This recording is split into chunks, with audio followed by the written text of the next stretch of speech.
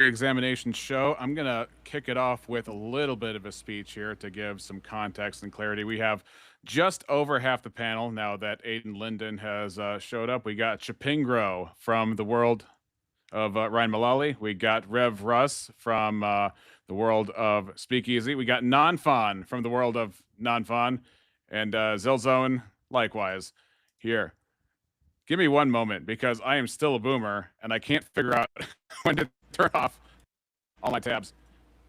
Coming to us live from the local Kroger, it's Zilzone, ladies and gentlemen. Shut up, Aiden! Sorry, the local Kroger bathroom. Right, coming to you live from the truck stop, it's Aiden. Okay. Hey, I'll have you know, it's a Buc-ee's. Thank you very much. So it's very upscale. Okay, here we go. All right, there we go.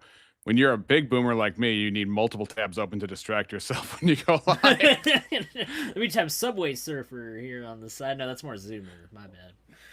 Why are there no women on this panel, said Robin Webster. Well, I mean, it's not that they weren't invited, but we are waiting still at this point.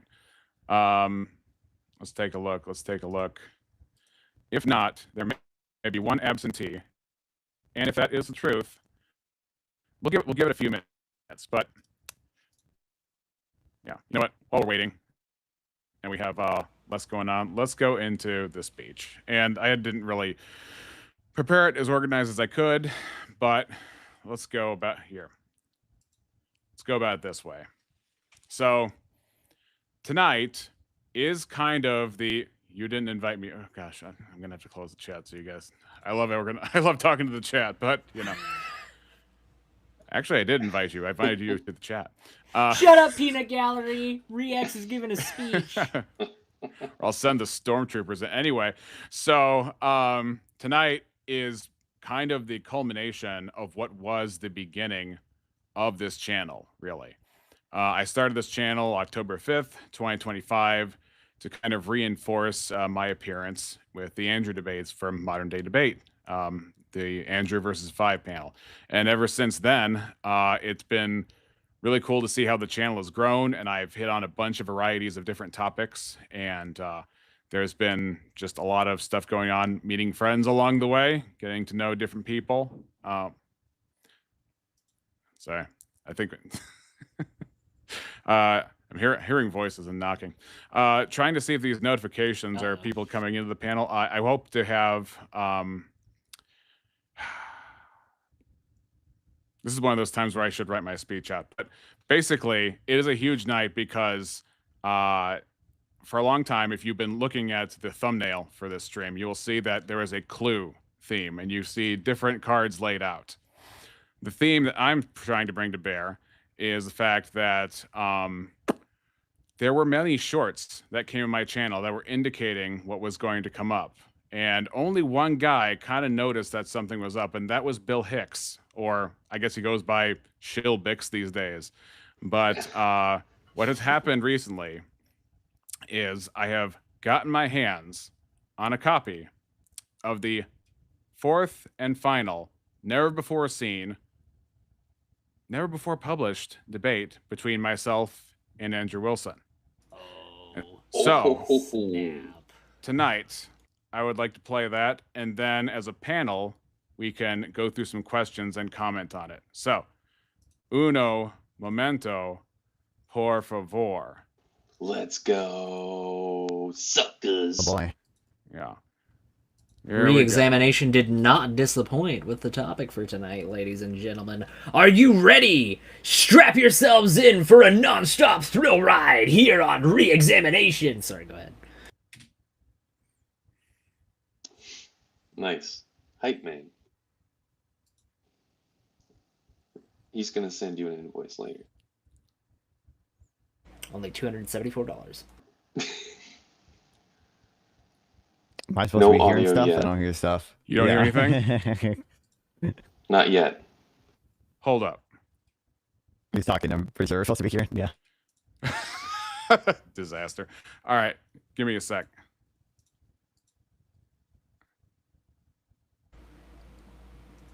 So you can't hear any of that. None of you can hear any of that. No, When it was- unfortunately. No. Interesting. All right, we'll try a different way then. We're gonna need some American Sign Language subtitles for that video. For real. Unfortunately. All right, all right. Sec.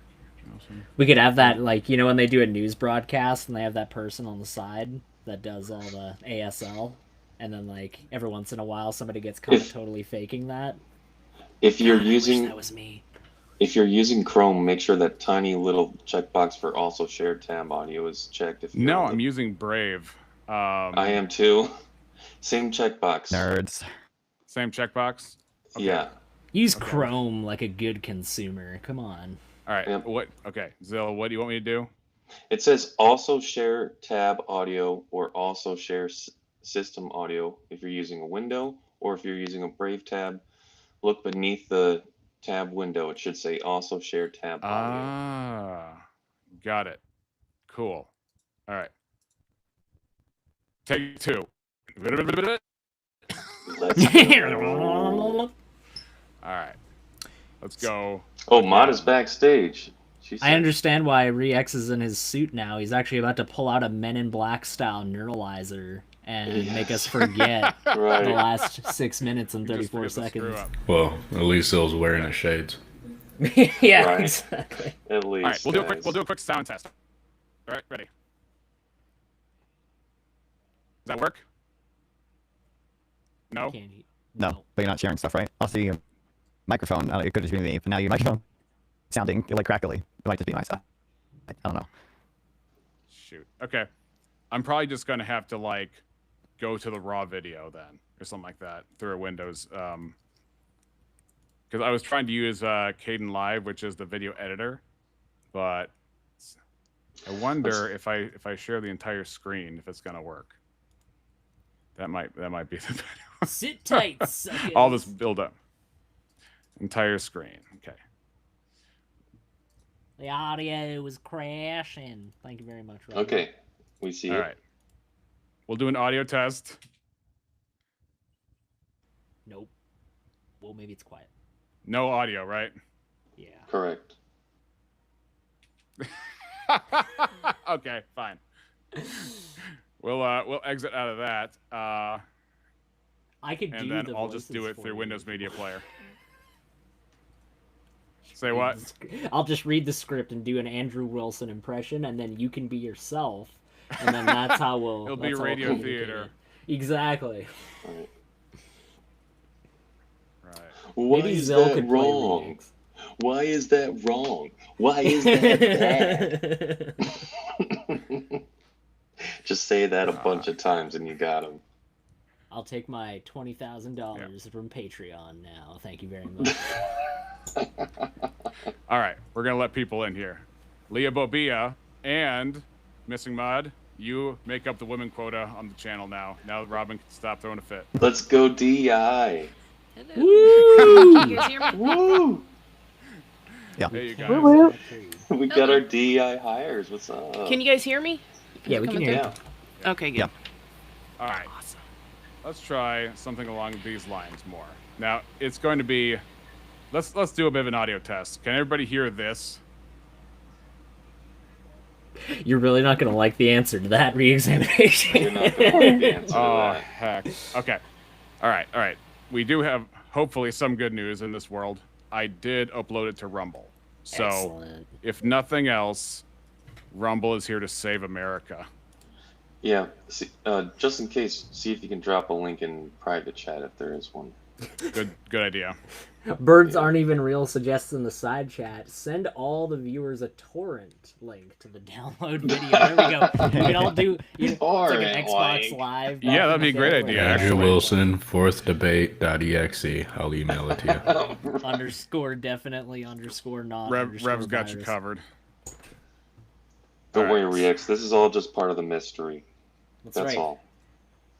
I mean, it's It building. is part of the mystery. The The anticipation. mystery Yes. is why. I know, that is the mystery. Do-do-do-do-do-do-do-do. All right, this is the full raw video. You guys, hopefully this works. We hear it. Sean is command the band, and we'll rock and roll. And Re-examination, you've done it. All right, is this good? You've done it. Did it. Yep. All right, and we have, ladies and gentlemen, special guest, definitely not whatever, who has been a long-time contributor to the Andrew Wilson criticism verse. Please give her a warm welcome. Woo! Welcome, Def Not. What up, sucker? So, Hello. Def, have you been watching? Do you know what this is? Oh, this looks familiar. Did they finally release it? I did. Oh, did they? Did you like ask them to send it to you or something? the band, and we'll rock and roll. And yeah, how we'll do it is about 7:15ish. That's when we'll, if you did do the dinner ticket, that's when we'll start that.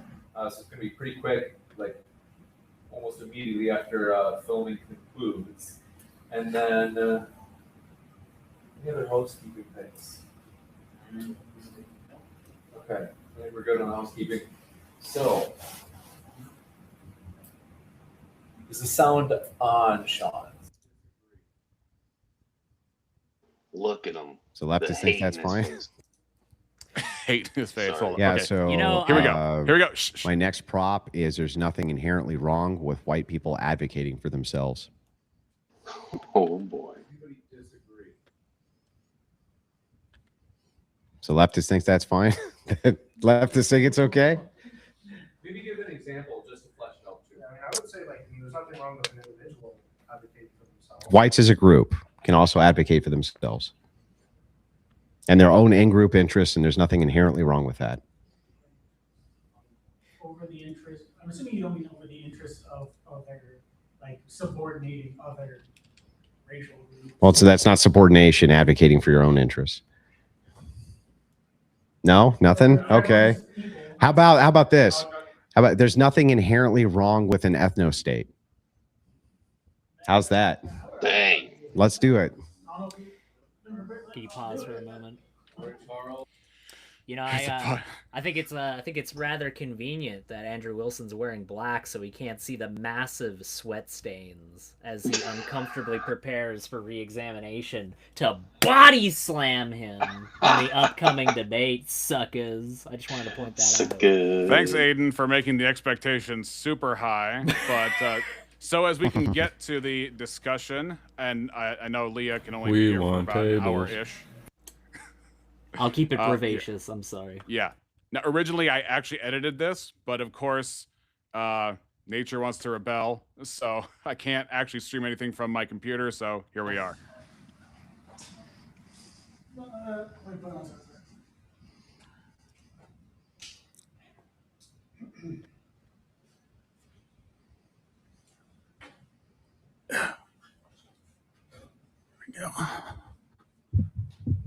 How's this? Am I good? Yes. Cool. So, in terms of Let me. I'll start. Just make sure. Right? okay, So myself, I don't ascribe to racialism at all. It's not even relevant to me. But I've thought through this issue multiple times. I can't actually see what the leftist argument is. If groups of people want to have an ethno state, what is the actual argument there? well, the argument would be that your ethno-state would inherently exclude other groups for reasons outside of their control. Well, I guess generally, if you say an ethno-state that's not along racial lines, I feel like Even there's if a it bit- is along racial lines, Well, if it is along racial lines, I mean, that's just discriminating against like someone the for their, Japanese. like, I mean, I don't think what the Japanese are doing is okay when it comes to So like their the strict. Japanese aren't allowed to keep Japan. They're immoral for keeping Japan Japanese. I would say out of some kind of like a xenophobia, I would say yes. Why? What makes that immoral? Generally, Yeah, well, what actually makes it immoral for the Japanese to say, we only want this country of Japan to be Japanese, and we're not going to import immigrants because we don't want them, because we want this to stay Japanese? What's actually wrong with that? because maybe this is just the American in me, but I believe people of all races, ethnicities, and social groups have the ability to contribute to a greater whole. Yeah, than but do you have a themselves. right? Do you have a right to go to a nation like that? I would say, depending on how you word it, yes. Why? I don't What would know, give you the right to go to Japan? Like, I'm not saying what you would be the right. What like, would I give you mean, the right? I wouldn't say you have a right to go to Japan, but I would say that Why not? Japanese society Yeah. should become more welcoming of foreigners. Yeah, they can be there as tourists, but they can't migrate. Like to stay, like even for people Yeah, but who what are if half they don't want them there? What gives you the right to impose that on other? So, in other words, what gives you the right to impose your stupid ass progressive values on people who are like, Well- oh, we don't like them, and fuck you. We're going to keep all of this Well- Japanese, and you can go straight to hell. What are they actually doing wrong? I mean, like, especially when you like look at like the various issues among Japan, you know, you see Which ones? High suicidality. You thought how a is decline- importing black people going to help with Hold their on, you can pause suicide rate, bro?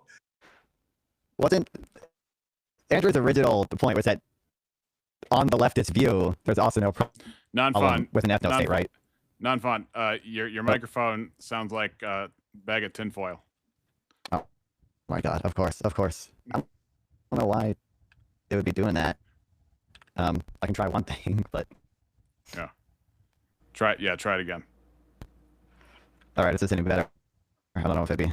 About the same, sadly enough. I don't know what happened. Dang. Yeah, I don't know what it would be because I'm pretty sure it's fine on my stream. Does he have any of the audio settings on? Because it might be like background sound or something like that. Might be messing it up. I don't know. Looks like we're all full of technical difficulties today on this night of nights when I'm supposed to be super duper fancy and dapper. You know, that's It's- life. yeah, I know. C'est la vie, my friends. C'est la vie. Right. I guess I kind of deserve it. So, You brought this upon yourself, re-examination. what have I done? You do look dapper. You look fabulous. He does. Thank you. Watch as Andrew Wilson gleefully laughs at our technical difficulties over there on the side. He looks like he's holding in something. Anyway. Way to keep it professional, Zil. Yep. Yeah. All right, non-fun. How are we looking on the audio settings? I mean, I don't know if it's gonna be any better. It doesn't. All right. Just go ahead and say what you're gonna say. It sounded to me like Andrew's original point was like he doesn't understand why on the leftist view there's a problem with an ethno state. It seems like he's already got into just questioning why, or like I don't want to say presupposing his view, but it seems like he shifted towards like the merits of the view rather than just trying to understand why on the leftist view it would be wrong. I think leftists just I mean, not all leftists obviously, but like left-leaning people generally would tend to have like more egalitarian type intuitions that wouldn't place the same weight on like the sort of right of cultural groups or whatever, the same way like more right-leaning people are going to tend to do. And he's already just kind of shifted towards the merit of that claim. But I think originally he was just asking about like the theory in mind. You mean kind of like he assumed all right-wingers would agree with him that ethno states are totally nothing wrong with them? Yeah. No. It's just he Non-fun. started with... Real quick, non-fun. Robin Webster says leave and rejoin and see if that helps. I can try. That might do the trick. One thing I would point out before we move on past the suicidality thing is that the inward isolationist nature that Japan takes toward foreigners is also expressed in their culture at large, and I think that it's a symptom of one kind of feeding into the other, largely. So the idea that people who are inherently isolationist, people who like to keep to themselves, people who find the idea of expressing any issues going on with their lives as shameful, I think that that's a cultural taboo that carries forward toward other things as well. So I think that while it may seem in the face of it like a ridiculous thing, I think you can definitely draw a parallel between those two things. There's definitely isolationism going on both in terms of foreign policy and on the individual level within the country of Japan. Oh yeah, you're saying people bottle stuff up and go crazy, Aiden? Is that what you say? Are you just trying to say you? No, sorry, We're gonna. Thank you for your much valued input, Zill. It was good. Does You're anybody welcome. else have any nuggets of wisdom to impart to the community? Non-fun, you want to do a mic check? Yeah, do I sound any better now? Unfortunately, your microphone is like my Caden Live performance when I tried to stream the edited version. Yeah, So now we gotta do when I tested it in the thing, it sounded fine. I don't know It's what's like going on. sandpaper. The weird thing is, non-fun, is that at the beginning, of the stream, you said a couple of things and you actually sounded fine. So I think the gremlins worked their way in some point between then and now, unfortunately. Yeah. No. That's what you get for feeding them after midnight. Have you non-fun. tried unplugging it and plugging it back in? A couple times he did. I have actually, but Well, that's your can't be the problem, microphone, 'cause it sounds if fine. you unplug the microphone and wait a second and plug it back in, it'll give it a different serial on the USB And if you port. hit it with the hammer a little bit, I told him to check the settings and see if the backgrounds. Wait, let me see. What is it called? Echo echo cancellation. If cancellation? it's Yeah, on, it's off. well, turn it on and see if that changes it. Well, don't let you turn it on. There we go. There we There we go. go. Recording. It's good. There we go. You're welcome. All right, non-fun. boom. Speech, Wow, speech, Mod. Got speech, 'em. speech. Very humble. Thank you. Thank you. What, you me to do the speech? Is that the... Oh no! No. I shouldn't have been all prideful about it. The moment of lucidity, the moment of All right. clarity. Shattered. Whatever. Hopefully you didn't do like two-step, whatever that one step was that made it perfect. You know, maybe go back to that one step. Hopefully you didn't like click two toggles, or did you? No. I couldn't do anything. Leave it alone. It's good now for some dumb reason. All right. Does anybody have anything to say up to this point before we forget what this video's about? No. Oh, wait. Go ahead. Wait. Is it fine right now? Yes, it's Yeah. good. You're good. Okay, What the is heck? it good right now? Yes. Yes, you were still Okay, I think I good. figured it out. Nope. Oh, wait. Now it's I bad. was good? Okay. That's do good. you- Now it's good. are you like changing things? I think it might be when my I'm tabbed onto a different thing. It might not like that. Yes, that's what it is. We figured it out, ladies and gentlemen. Live We're tech watching support. what you're doing on your computer, non-fun. That's right. All right, non-fun. Now that Okay. we figured out that multi-tabbing or whatever is going to crackle it up, you have a chance now to clearly say what you mean. So go ahead. So you were saying something about egalitarianism being Yeah, I a think core virtue. initially. Well, yeah. So I think many like left-leaning people or leftists favor like have more egalitarian intuitions. Their moral system it's like a lot more egalitarian, and on that view, it makes a lot of sense why you would think it is bad for Japan to not, or for nations in general, to restrict immigration or to have an ethno state. Now, even they might not necessarily say it's intrinsically wrong to have one, but it seemed like initially his point was about like on the leftist view, why are these things bad? But now it's just shifted towards him kind of, I say presupposing, but maybe presupposing isn't the right word, but kind of presupposing a different view of morality that doesn't necessarily make you right leaning, but more right leaning people tend to have about like the rights of people and the rights of cultural groups. And I don't think many leftists would even think that like cultural groups have rights in the same sense Andrew Wilson does. Well, also in the beginning, he was like, white people should be able to advocate for themselves. And what that was is he was daring you to say something opposite about black people or any other interest group. And everybody knew it and nobody wanted to jump up. And so he went to ethno state because he figured, okay, well, that's fine. We'll just, do that whole hog. Yeah, I know. He's just testing the water. Right. But he still made the effort to make this a prompt and go forward. And I was not expecting this when I was in the room. I'm like, what? I have never heard him once take this position. And as he already made clear to Charles here, he's not a racialist. He says it has nothing to do with him. I tend to believe him. My issue with him is he is signaling to those who are. He is now. I part of the video I was going to show was actually more examples, and I can bring those up after this debate actually.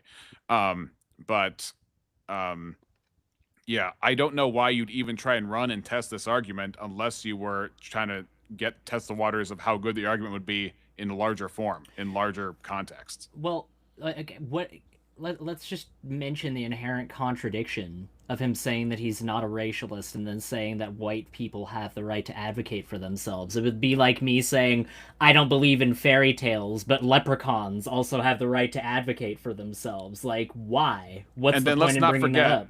let's not forget the irony of force doctrine. There are no rights, just force.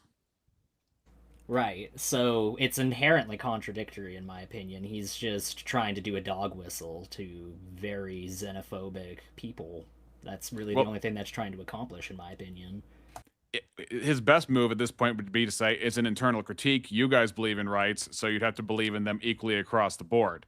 Unless you want to be like a standpoint epistemology kind of guy. It says, well, our people get it and your people don't because we're victims and you're not. Chapingra, by the way, you want to check your mic? Yes, please. Can you hear me now? Yes. Wonderful. And just to further that a little bit, this feels, I was talking with somebody about that just earlier tonight. This feels very downstream of Gramscian Frankfurt School style. Even though we're not looking at a class struggle, we're still looking at some kind of intersectionality that he's trying to apply to a frame of the world that, to me, is rather hilarious because he's supposed to be on the right, quote unquote. Mm-hmm. Well, one of the videos I was going to bring up was how he talked about how Jared Taylor is like a 10 out of 10 debater, 8 out of 10 charisma, and like 10 out of 10 orator or something like that. He had a tier list, and Jared Taylor was one of those people. And he also had Nick Fuentes. You know what? Do I have those? I think I have all those clips separate that I could show. I have to go through the media player. Who is Jared Taylor? So Jared Taylor is the head of American Renaissance, and he's one of the guys who, if you ever see a skinny, creepy guy who kind of looks like if Hank Hill was playing Dracula, that would be Jared Taylor. I don't know who Hank Hill is, but... I'll tell you what. You don't know who Hank Hill is? Propane accessories. I don't believe in racialism, but I sure am a fan of those white people. Well, gee, Dad. Exactly. Bobby, get away from those black people. I don't believe you've answered the question. It is a character from an animated television show called King of the Hill. Yeah. Yeah. It's set with people in Texas, and so it's kind of like that, country sort of feel, and blue collar sort of feel with those characters. Very blue. Exactly. That Connie girl's a little dark for my taste. Wouldn't you rather have a white girlfriend? But yeah. Anyway, so before we lose a pace, does anybody have anything on comments for the Japan defense? That usually Jared Taylor it's his signature move. Is like, would you force the poor Japanese to take people they don't want? If they don't want it, it's their right to not want people based on their lineage because they're defending their culture.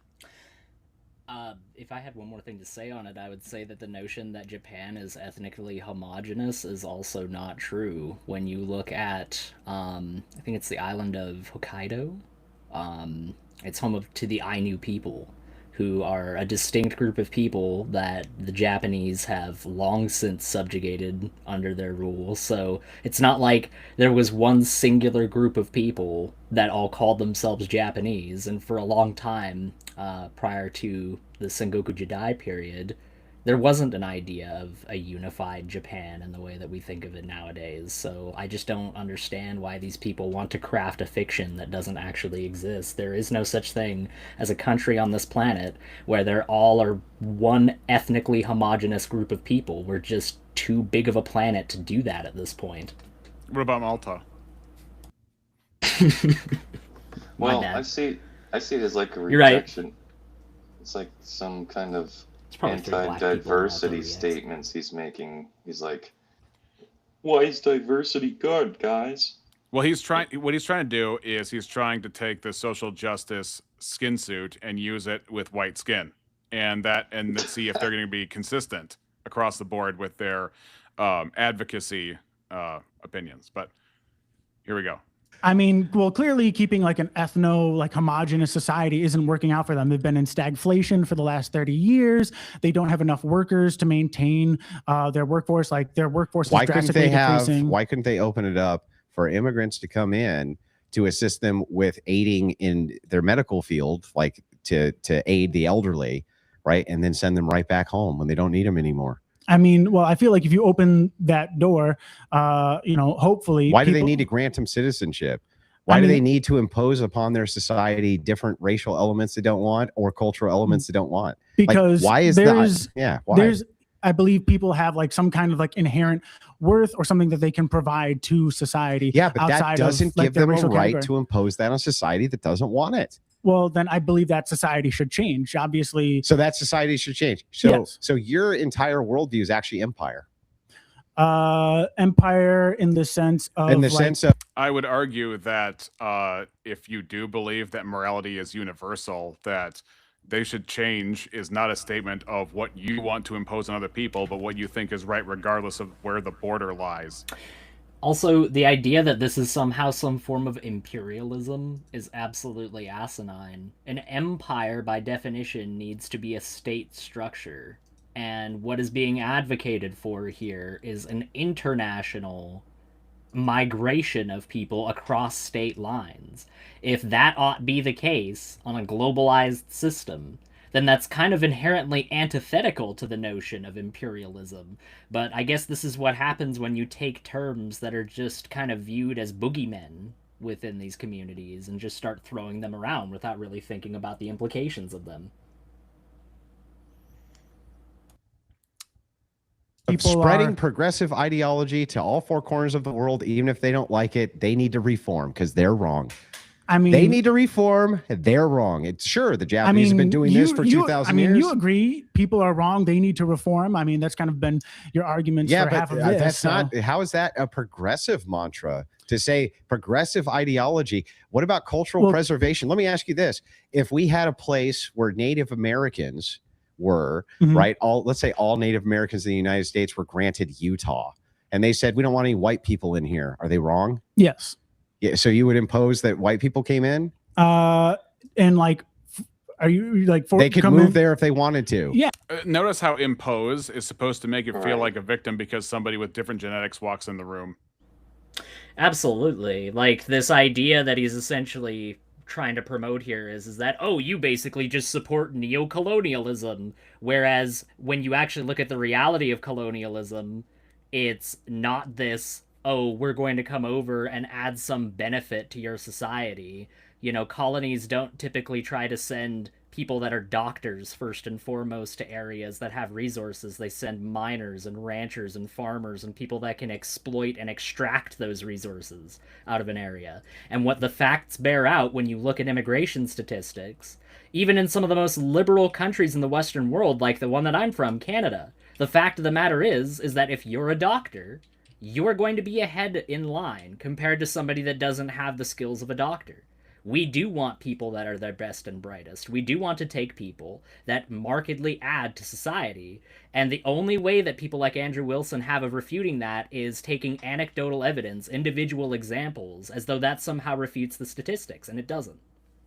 But what if people want to maintain their culture? And the way they think they want to maintain their culture is by saying, you cannot be a vessel for our culture as we are because you don't look like we do and therefore we don't accept you. What would you say? Well, I would say that inherently denigrating somebody due to them being a different culture is something that is antithetical to the values that we promote as a globalized society. So if you really want to take an isolationist stance, Japan, then say goodbye to the G7.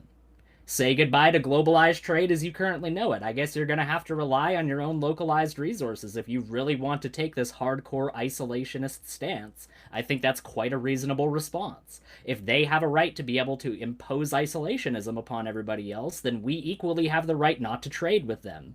But clearly they're benefiting from a globalized system while also wanting to exclude themselves from part of what entails a globalized system. They want to have their cake and eat it too.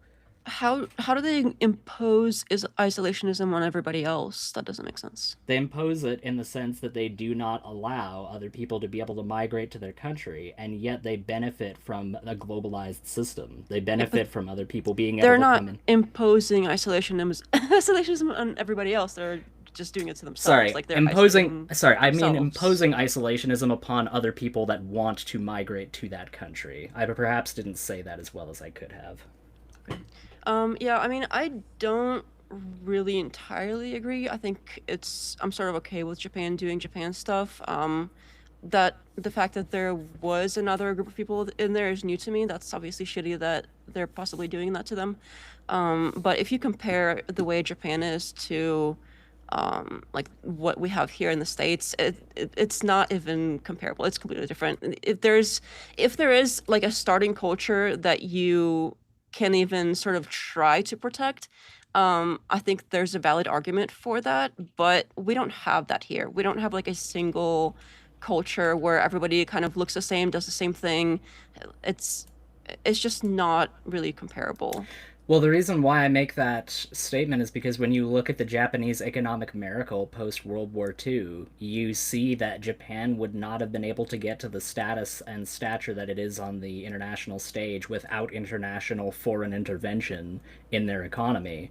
And as a result, they have taken a large degree of cultural influence from those other people as well. However, they just seem to want to artificially stop that when it comes to immigration, and I just think that that's kind of ridiculous. Not saying they don't have the right to do that, but at that point, you shouldn't be able to have your cake and eat it too. If you want to isolate yourself from having migrants, then there should be consequences for that internationally. Yeah. Let's invade.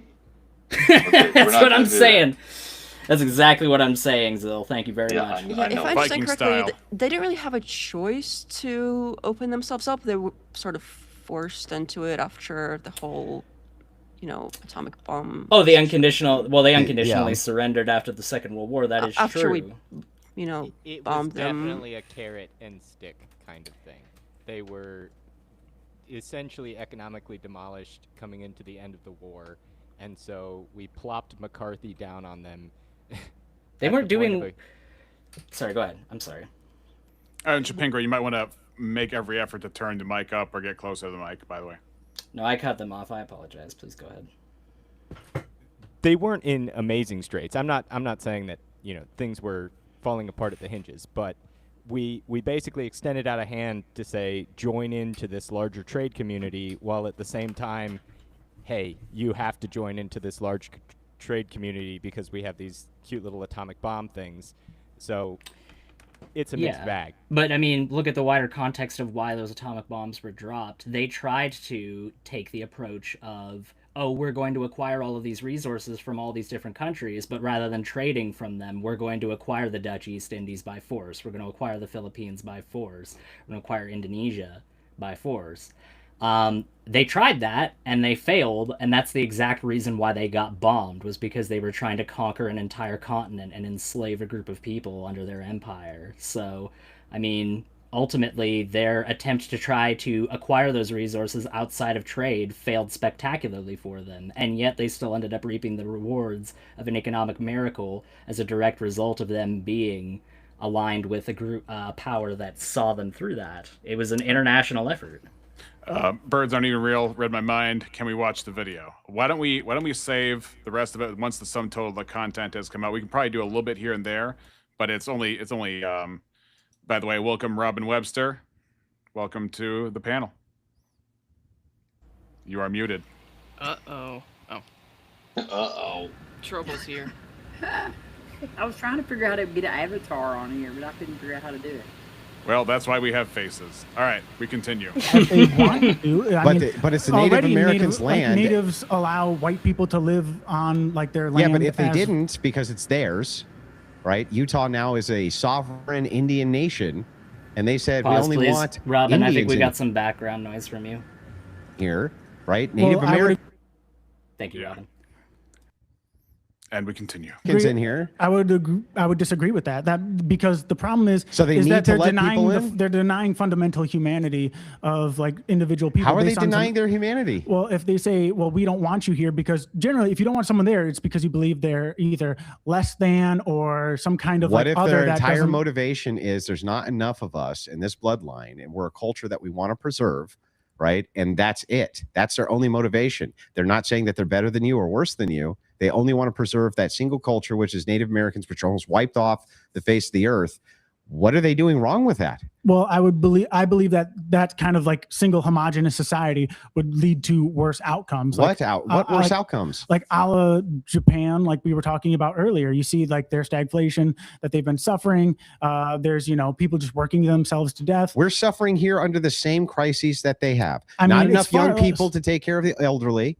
And but we have luckily we're welcoming. We allow immigrants in and here. that and creates they its own can come social in. issues, right? Yeah, and we work through them. Like we don't work through them. We end up with riots. We end up with all sorts of division we got through politically. Italians and we got through the Irish. I'm pretty sure we can handle a couple but like do Mexicans. you realize that there's never been a nation on earth that has this much of a diverse sect with more coming every single day? That creates its own social issues. And now you can make an argument that I believe you that can make that argument that that's good for us. Fine. Yeah. But you can't make the argument that they need to change. They need to change because they're doing something immoral because they don't want to let you in.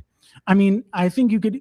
Well, you would have to again go back to societies that like have those kinds of issues. Like obviously they are not. And by the as way, doesn't possible. a society get to choose which issues they have? Like, can a society be I like, mean, we just don't care about this issue? Cultural preservation is more important to us. I Don't mean- they have a right to do that as a people? I mean, that's just inherently nonsensical. Like, hey, What? everyone here is dying of the plague. Well, they're but we not don't dying care of the about plague. the plague. They're- So the what's- reason their civilization is collapsing is due to their birth rate.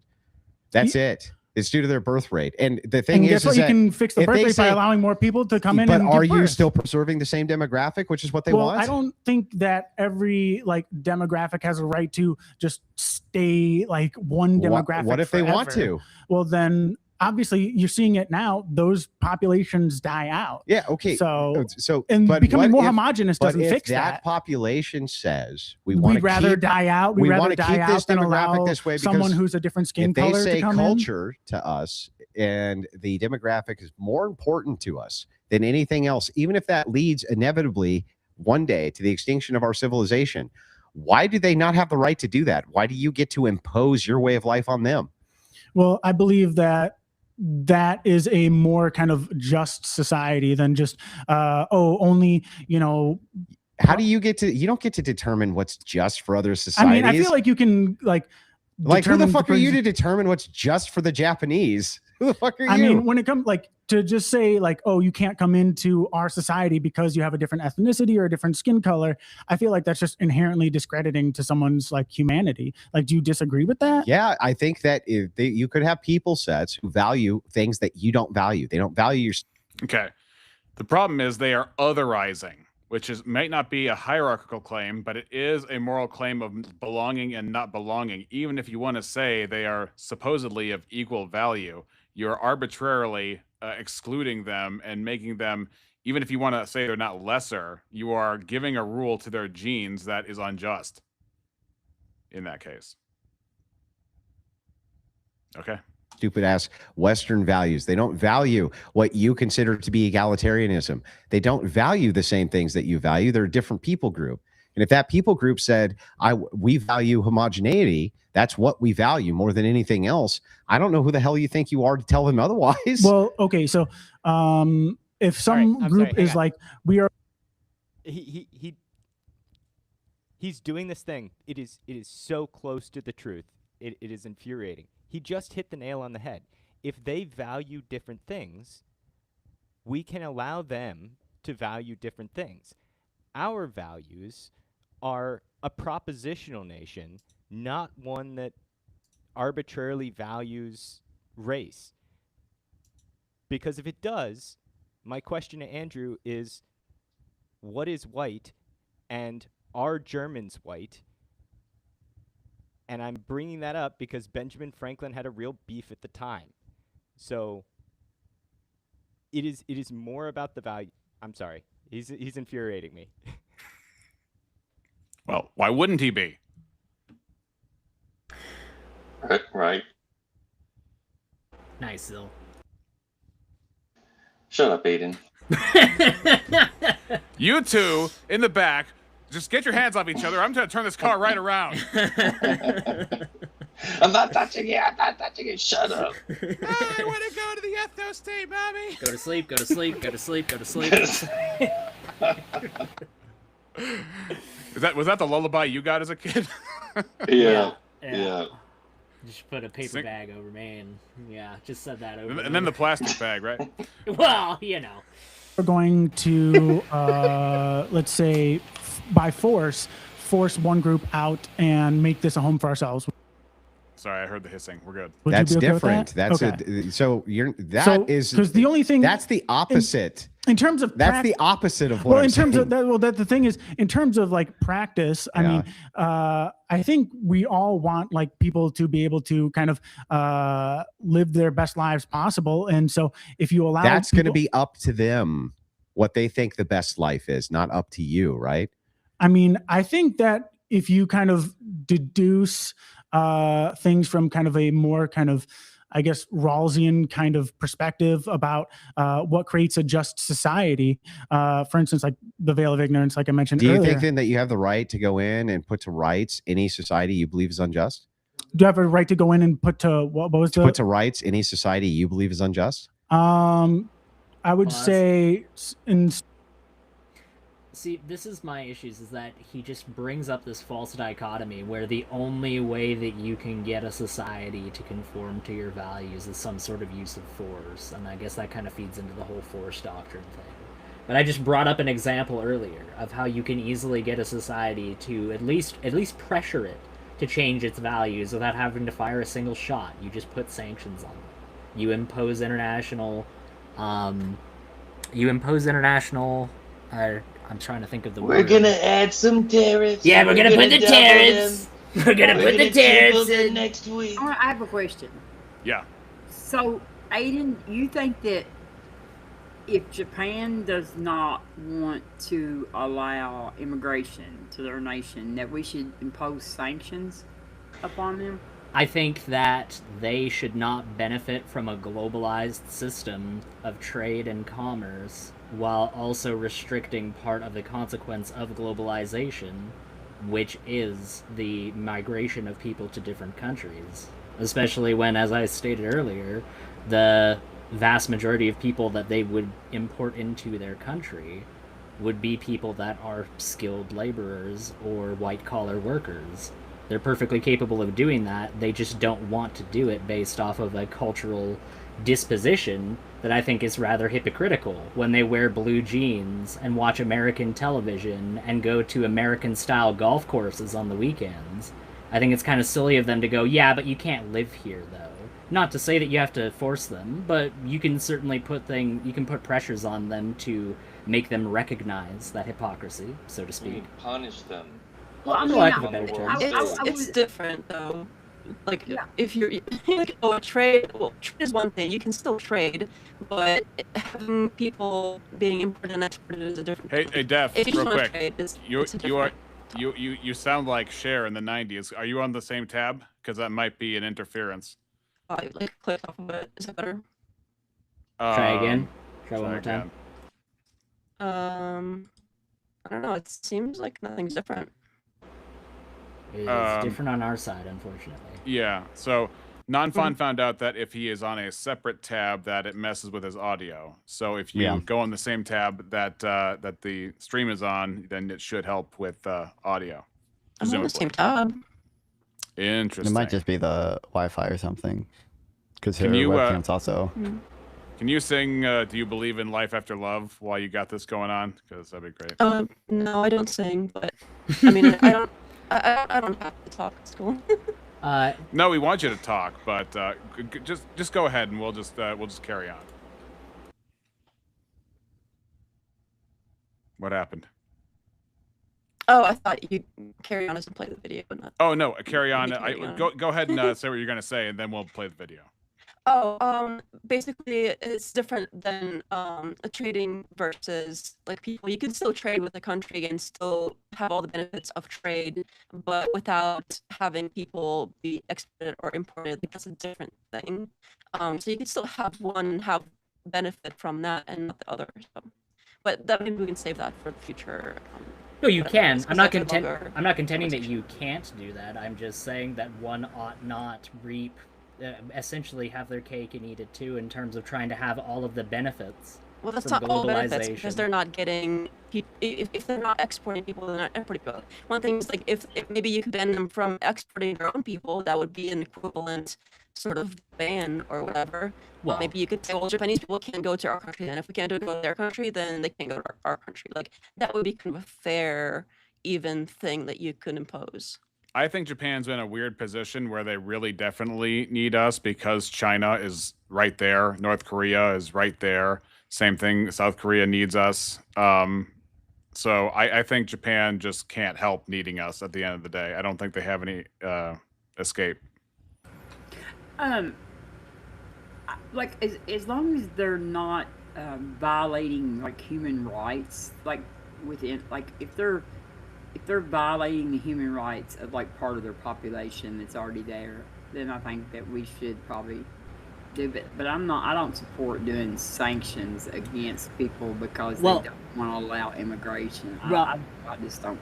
Robin, just to clarify, I was simply trying to outline a possibility of having a society like Japan change its values without applying any kind of force. Now, somebody in the side chat said that pressure is force, but I mean, like, at that point, you're basically just saying anything is force. Like, a strongly worded argument is force at that point. It's a bit of a slippery slope, in my opinion. Yeah, I think he would say the stronger word argument is like 14 steps ahead of actual lethal force. And ultimately, if you're going to say that we have a government and the government is the use of force, then ultimately at the bottom of it is lethal force. And so you're going to say that, well, the interest of the people is such that if we need to use lethal force, we will use lethal force because we believe that the only way to keep our culture, which we prize more than anything else, alive, it would be using lethal force to keep our culture genetically that way if we see so fit, because you are not going to be part of it because of your genetics, and we care about it that much. That's how high it is in the priority scale for us. That's my problem with that. Is I don't know how you can square that as actually ethical in any real sense. All right, moving forward. Depending on the context, it would. Yeah. I would say yes. Yes. Oh, Leah. Sorry, I'm going to try and jump in there. Maybe it's a lag. I also just wanted to say, I'm not really sure what's with nobody really just wanting to answer like, yeah, sure to that question. I know Andrew Wilson himself has said in the past, like when he's talking about the warriors of Papua New Guinea, for example, like if he had it his way, of course we'd go in there and stop them. He's a Christian. He doesn't want to see children abused, right? So like, what would be the problem to his initial question, Andrew's, to just saying like, yeah, morally in a perfect world, yeah, I would stop them. I don't really see what ground he would be ceding. Yeah, just to steel man it, I think it would be like, do we have the right to? I don't know. I've been working on this thing all day and I still haven't got this, so maybe I should just take a back seat. So you were saying, I'm sorry, I feel like I had a response somewhere jingling in my head, but I think he would say that it was an internal critique. He probably would just say it's an internal critique because you guys believe in in-group racial interests, and then so everybody else has the right to do it as well, including on the countrywide level. But I agree with you that if we took over, we would get to impose our own thing. But then there'll be a separate discussion of, do we have a right or a mandate or some kind of pass to take over another country, which is I don't know. Right. A very slippery slope, to say the least. And I can't disagree. I think when you're having a conversation like this, I think it's not entirely useless to kind of compartmentalize, like, morally in a just world, like your utopian society, what you would do preferably, and like pragmatically what makes like political logical sense. I don't think that, it would hurt to do that at times as well. Yeah. It would depend. Like if So, isn't every society that doesn't follow progressive mantra an unjust society? I would say in certain senses, yes, but Well, I believe the arc of justice is slowly kind of like Bro, bending what you're towards saying that. is that you think it's perfectly acceptable for progressives to come in, right, via force to change the society to make it just. Well, without force. Well, I how mean, do you make them generally do that? How do you make them do it then? Through just general kind of like, proximity. Like what You is just it? ask them real nice? Like, well, You're just what's gonna ask the them? phrase? Racism doesn't survive first contact. I believe if you get enough people to kind of like. Yes, it does. What are you talking about? Well, whoever said that is an idiot because it's not true. Well, it does. I gotta say, racism definitely does not survive first contact. Otherwise, you wouldn't have had like everybody in the clan. As soon as they would run up to somebody, they would immediately drop all their stuff and go home and be like, "I like them now," you know? Yeah. I mean, like, I see the sentiment of what he's trying to get at there. I mean, like, Yeah, like it's Daryl not. Davis would. It's obviously not literally true, but I do think there is like actual research that like generally just living in a more like diverse area will make you like more accepting of diverse people. It will make you like more accepting of immigrants and whatever other cultures exist in your area. Like that seems to be the case. Yes, Correct. and anyone who doesn't believe that should go watch Daryl Davis. Right. Yeah, that's the person I brought up. Yeah, he's a perfect example of the fact that when you actually expose yourself to other people, and not just in a very brief, oh, I saw them at the grocery store, but actually sit down and really have a prolonged conversation with those people, they often are not these horrible savages that you've made them out to be. I saw him thumbing through a JCPenney catalog once, you know? It's like, yeah. Am I good yet? No, Yeah. but, so, let me back up a second, because they were talking about... Well, how do you make them do that? Yeah, how do you make them do it? Well, Andrew brings up propaganda all the time. He doesn't say everything is like, how are you going to do how are you going to reinforce homeschooling? Gun to the head. How are you going to, you know? Yeah, literally. He literally says that he uses propaganda as one of the ways that he in a government would reinforce values in a society and how a society would think. So to say how you do it besides force, well, I mean, obviously the threat of force is behind everything government related, and I could accept that. But to frame it as how do you do it without force, I mean, I guess in the context of a discussion of how do you change an unwilling society's culture, yeah, force would probably be the only way. I mean, if it's completely obstinate and completely unwilling to conform itself to outside pressures, then fair enough, but I think I adequately highlighted a possible contender earlier that doesn't require any force whatsoever. This is unfortunately a good example of somebody, the person contending Andrew here. They have good ideas, they just don't necessarily have a good way of articulating those ideas in the moment. But I would see placing sanctions on them as sort of a type of force, maybe not physical force. Yes. But that's definitely a manipulation or like something. I mean, well, are we talking about force from force doctrine? Isn't force doctrine the might is right? So is it not that it's right, but that it gets results. Okay, is force scoped to that in this discussion because Andrew fights for that? Yeah, I just think that the whole force doctrine thing only makes sense if you water down the term of force so much that it essentially just becomes meaningless. Well, I mean, like, if it's so ethereal at that point. Like if it's a punishment of some sort, though, it's force. It's like, okay, is like sitting a child in timeout. Is that a form of punishment? Like, what I mean? Like some people would say, no, it's not like a physical abuse or whatever, but it is a punishment. So I don't know. I just I think that Japan, I think that they should have a right to be a sovereign nation and make this choice. The thing that bothers me though is that Andrew, I can't compare this to the United States though, because we are not Japan.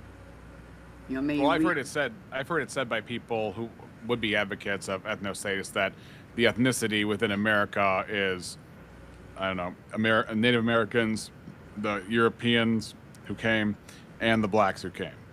That's how they would characterize it. See, I mean, I just don't think that Well, that's because that's where they draw their arbitrary lines of who they think is actually a real American. But like, I don't agree with that. So what do you think constitutes force then, Robin? Coercion, any form of coercion. Yeah, that's coercion. That's the word I was looking for. Thank you, Rex. Yeah. You make them do it then through just general kind of like proximity. Like what you is just it? ask them real nice. Like what's the them? phrase? Racism doesn't survive first contact. I believe if you get enough people to kind of like yes, it does. What are you talking about? Well, whoever said that is an idiot. There's not. Go ahead, Spingro. All right. I think this is actually kind of a two-layered thing. On the personal level, on the personal exchange level, the racism doesn't survive first contact, as we've discussed, is not wholly true, but it mostly holds. But there's a broader level here, and again, I'm going to ask Andrew, are Germans white? Because in our own historical context, as the West was expanding, we still weren't super pro-German. So if you look at St. Louis, what is St. Louis? St. Louis was an enclave of German society that was kind of outside the New England Protestant. I mean, they were also Protestant, but what got them into what we currently think of as St. Louis today was a broader economic push that if you're a person in one of these enclaves, you can kind of like, say you're a merchant, you can trade only within the enclave, or you can learn about what's going on outside the enclave to trade with them as well. So this economic incentive is a broader scale that happens outside the individual first contact. Yeah, not just the Germans, but a variety of people. The Irish, the Italians. There's a large number of people that were considered non-whites for Chinese. a long time. Yes, they threw a fit over the Irish. Like, if you look back in history, my ancestors, and then I guess yours too, Rex. Yeah, we would not have been called white according to in the 1920s or something like that. Correct. That's where no Irish need apply comes in.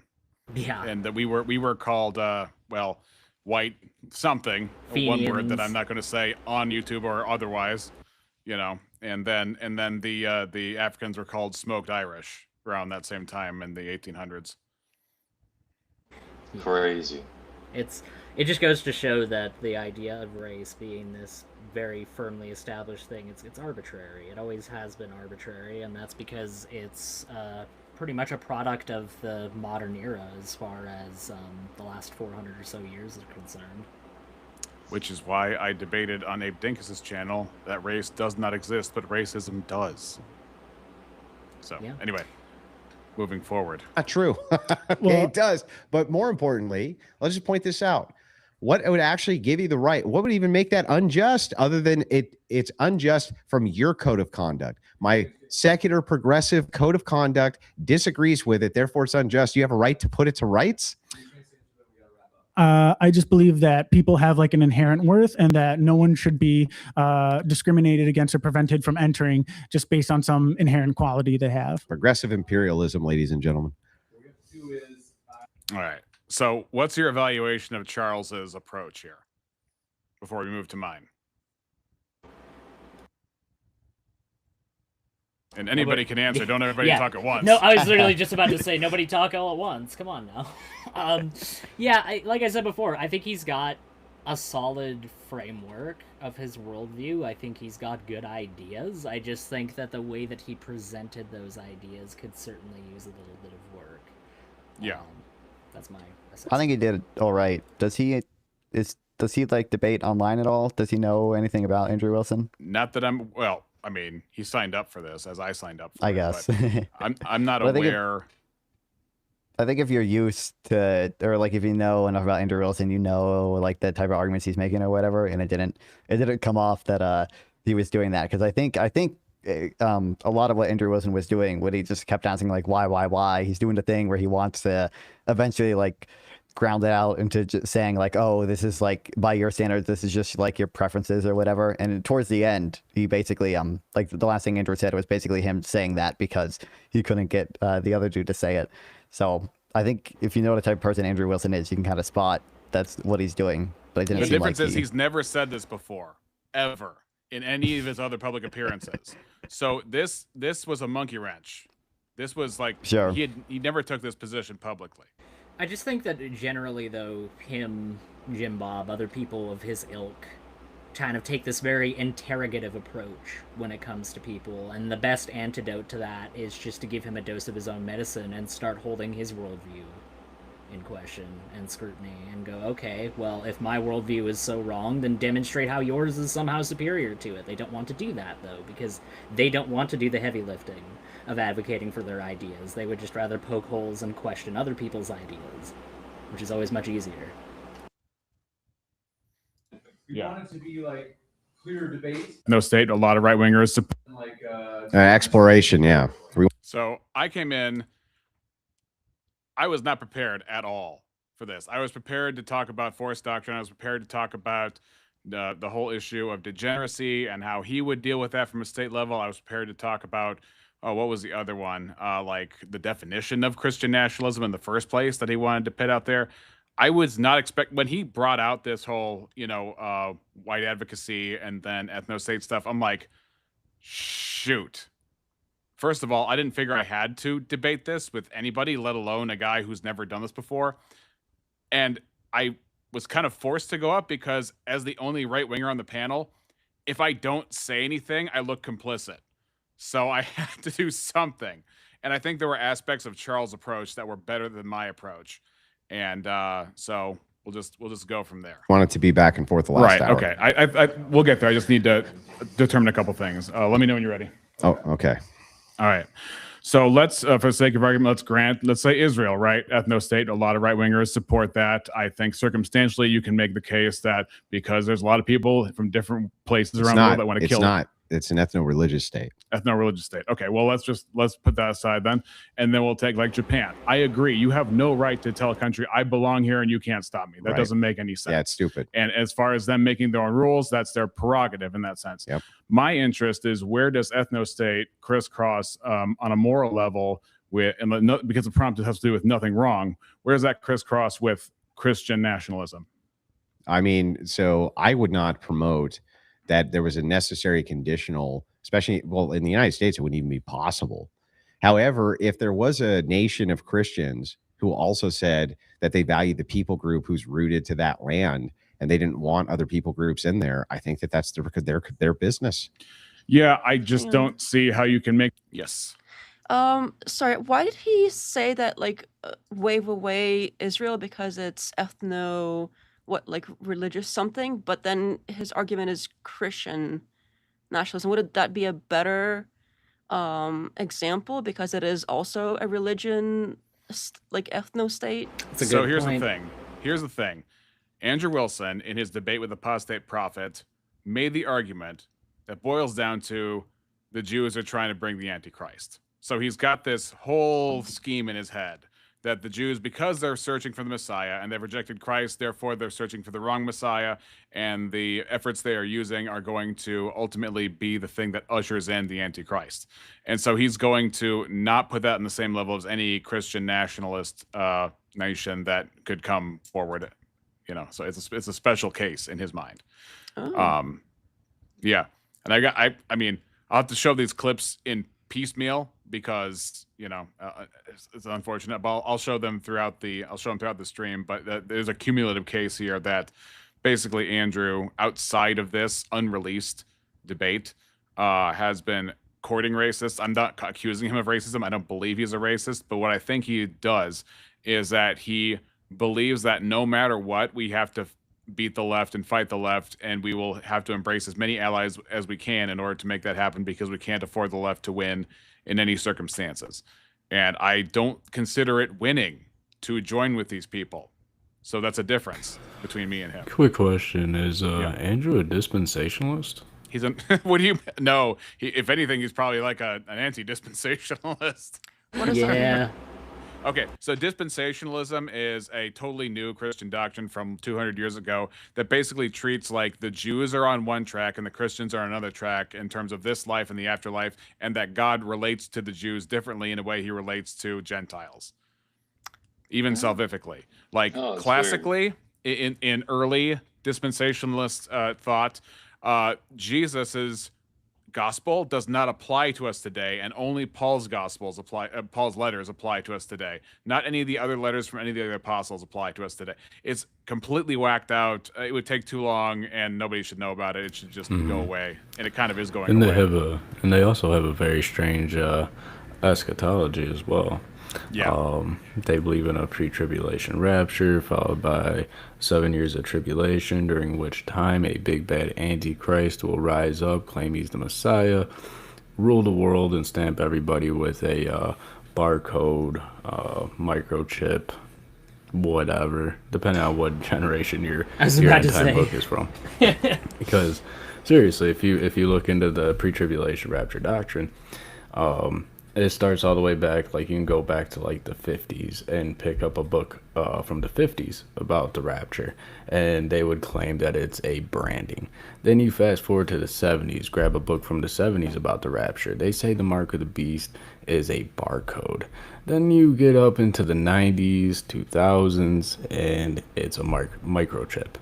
Then you get into modern day, and now it's an RFID chip, a vaccine, or genetic mutation, or something goofy. Anyways, this doctrine evolves as our technology evolves.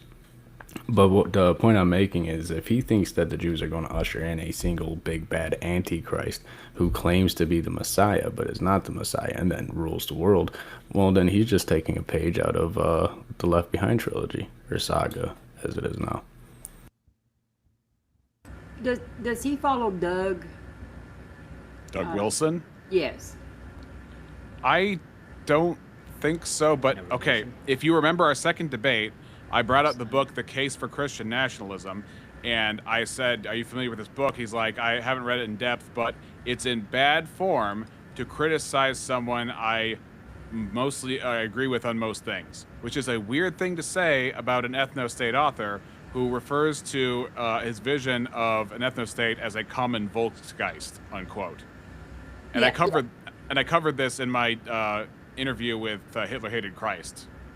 See, I'm subscribed to Doug's channel, so I watch his content with a barf bag usually beside me. But yeah, you're not the only one.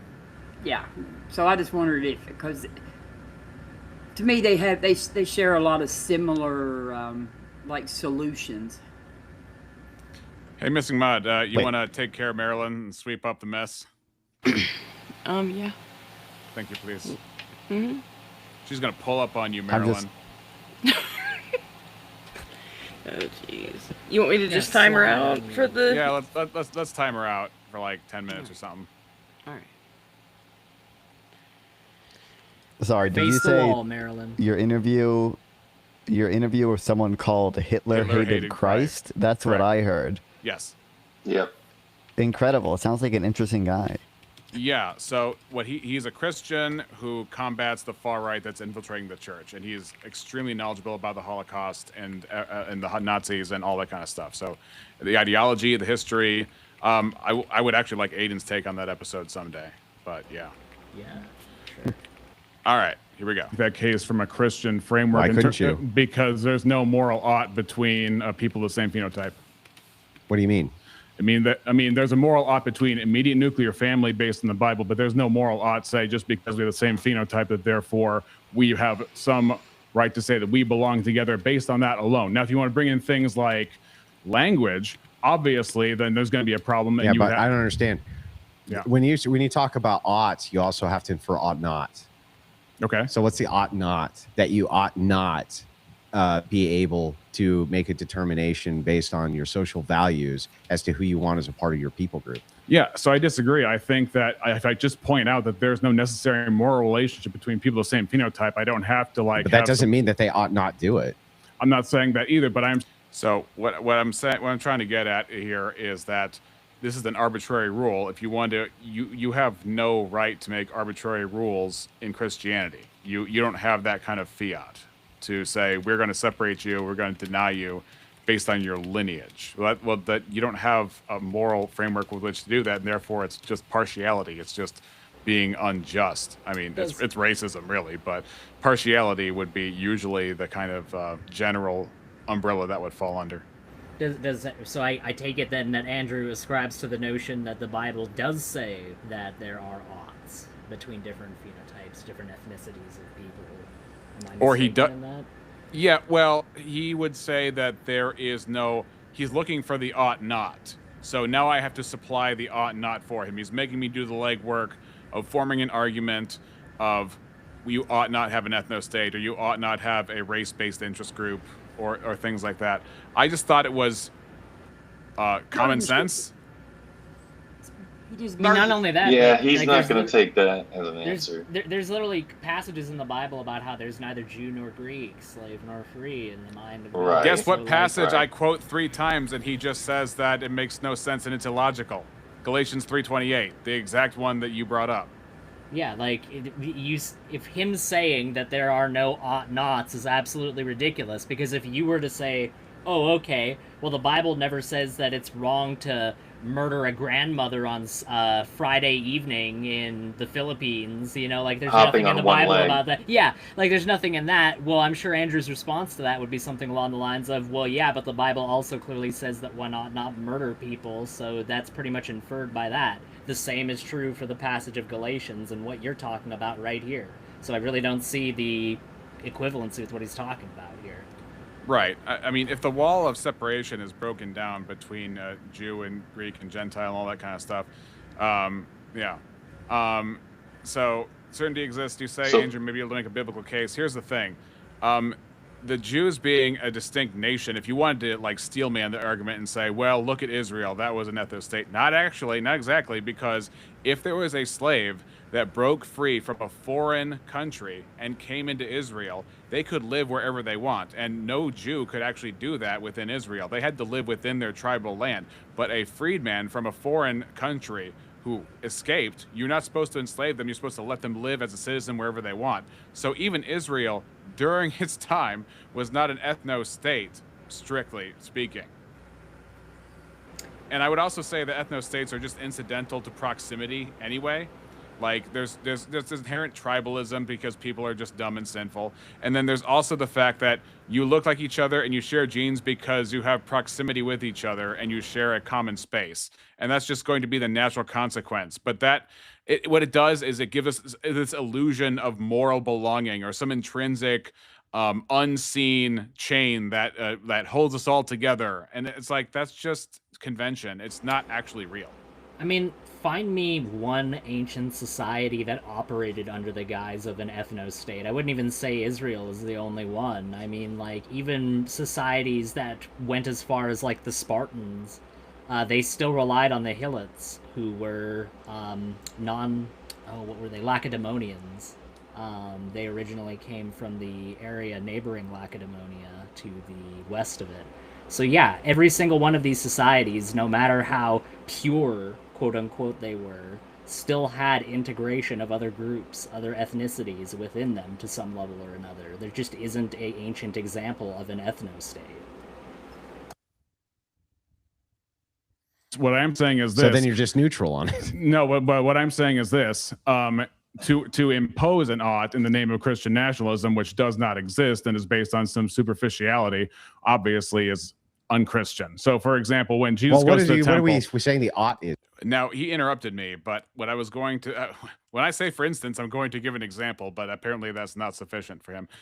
When Jesus goes to the temple, Rev, what is that passage? Is it Luke 2 where he goes to the temple and he cites, he reads a passage and then he cites the Naaman the Syrian being the only one who the prophet was sent to cure his leprosy, and then a foreign woman. There were many widows in Israel at the time, but there was only one that received the prophet who had them fed.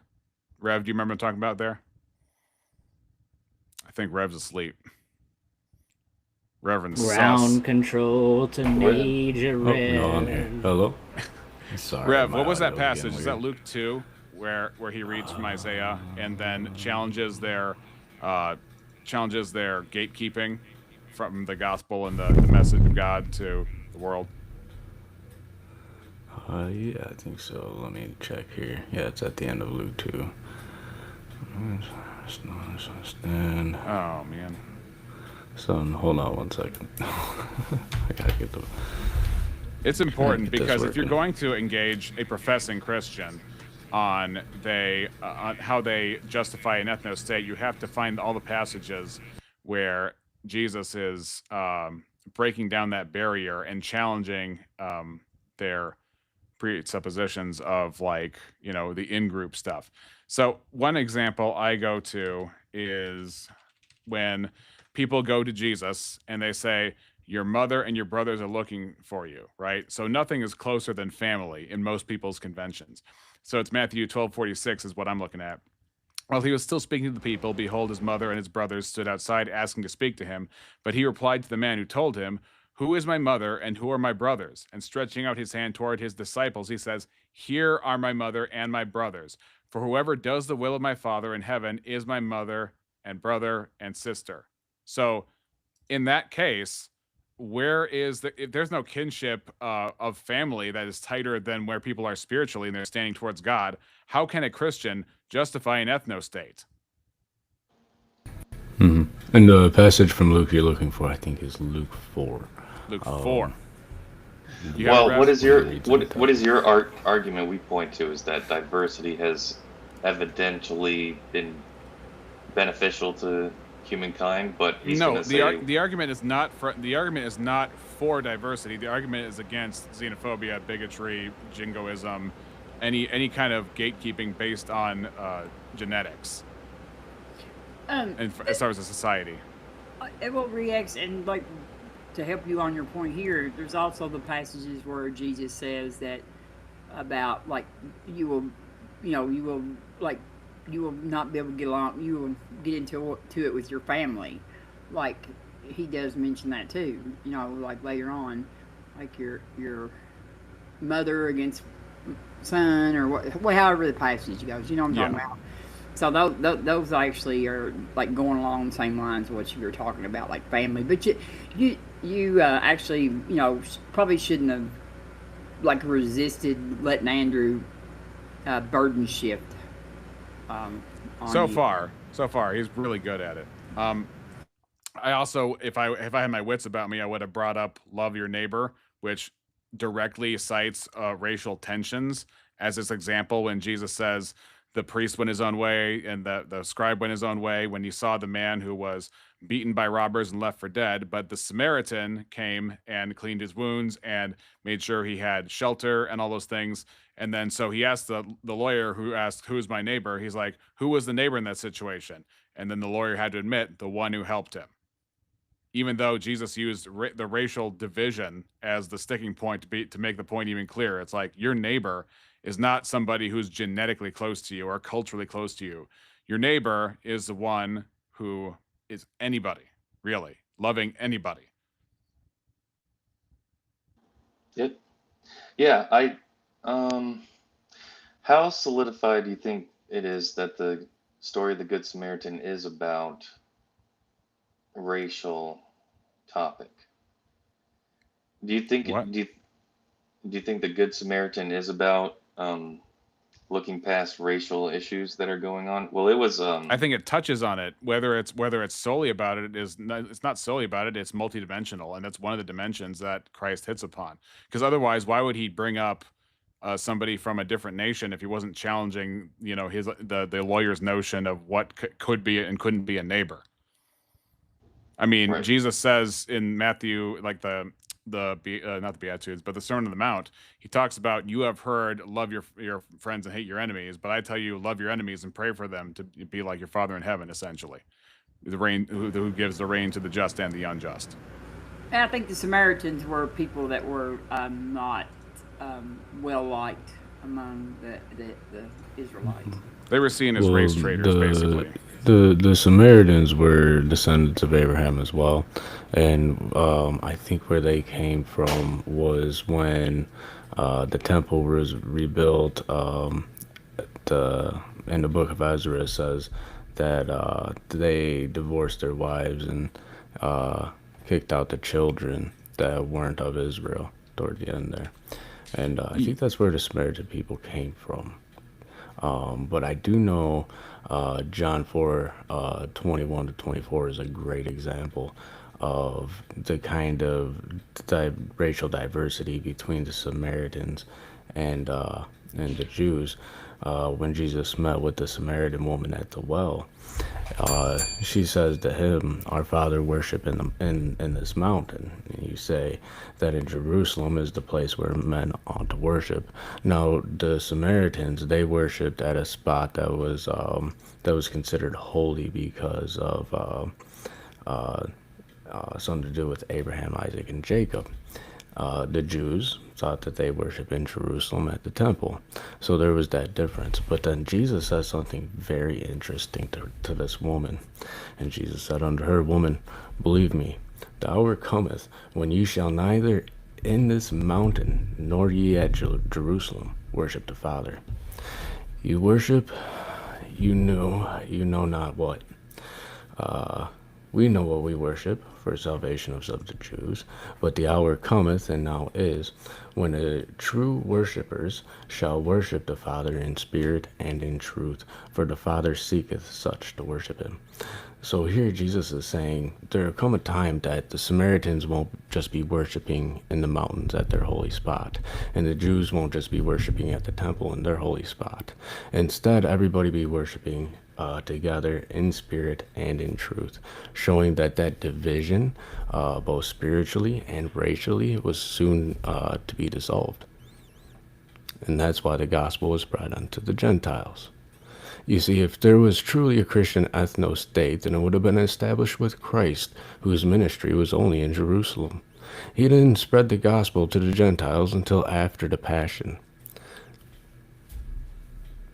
But if it were to remain an ethno-state, then it would have just stayed with the Jews even after the Passion. Right. And but there was prophecies even before of God being the God of the nations, even in the Old Testament. So this was already alluded to beforehand. And of course, if there's salvation for Adam, there would be salvation available for every descendant of Adam and not just descendants of Abraham. One last thing. Teriak brought up 1 Peter 2:9, says, "But you are a chosen race, a royal priesthood, a holy nation, a people for his own possession, that you may proclaim the excellencies of him who called you out of darkness into his marvelous light." And so that's talking on a spiritual level.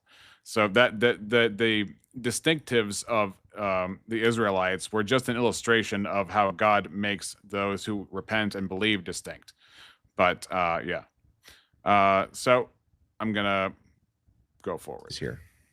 Well, I'm saying the ought is our highest priority in terms of value sets, which is part of, not all of, but part of what makes a nation should be, especially when it's called self-Christian, should be their union in Christ, not their union in phenotype. What is that? But that's not the ought. That's just made up shit that you just made up. Really? The ought, yeah. The really? ought So here, there's no Juno Greek. Can you? Okay. Am I the only one that's kind of baffled by that answer? I mean, no, that's crazy. He's really shooting from the hip at this point. You definitely get the impression that he's just, if I say this confidently enough, then it's going to disarm re-examination from his position, and that might work on some people. But I don't think that's going to work on you, for what I know of you anyway. We'll see. We'll see. I look back at this, and there's things I could have said, but yeah, that it's made up stuff. Yeah, like, the Bible's made up, bro. Unbelievable. So no slave, no free, no male, no female. No. In terms that's of... not what I'm saying. What I'm saying is that you just made up what I said. I didn't say that the ought was that now he's talking the about highest nothing. conditional wouldn't be Christ. I didn't say you said that. I'm just saying that I don't see that there's a moral ought, and I don't see how. Do you think that there is a moral ought? I don't see that within a Christian moral framework how it's permissible to make the phenotype the gatekeeper for your people group, for your nation on a civic level. I don't see how. Does that mean you have to take in everybody? Okay. Check. This is the false dichotomy he's trying to bring up. It's either ethno-state or open borders. That's what he does for the rest of the debate. And it's like, there is something called specific policies in between. Nuance? Maybe you've heard of that. No. What? No. Nuance? No. Yeah. By the way, Teriak, when you say chosen race, holy nation, you can't have a nation without ethnicity or nuclear family. What do you... Okay. First of all, nuclear family is totally different from your nation. I maintain that nations are civic and they are not morally bound. Otherwise, then you would be like morally bound to like this plot of land of where you're at. I don't think there is such a moral binding so as that you have to consider it as like what you have to do because you have a certain phenotype, right? Because you have a certain bloodline. So he's saying this is why Europe is going to have a civil all caused by the left. Well, look, just because people react the way they react, it doesn't justify their reaction, doesn't justify their choices, right?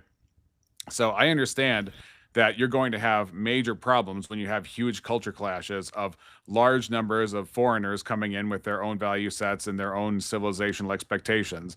And I get that that's going to cause chaos, but that's still not an argument for ethnostatism in and of itself.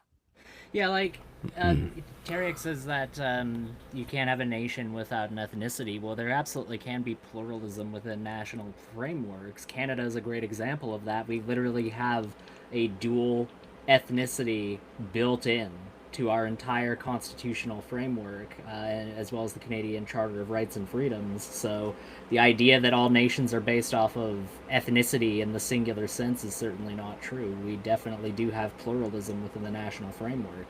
Okay, but Canada isn't real, so... Sorry, my bad. My bad. Got him.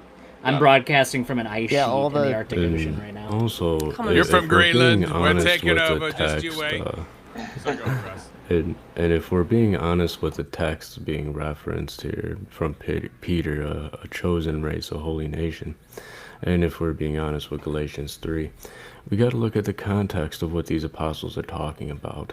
So Paul says it like this: "For ye are all children of God by faith in Christ Jesus.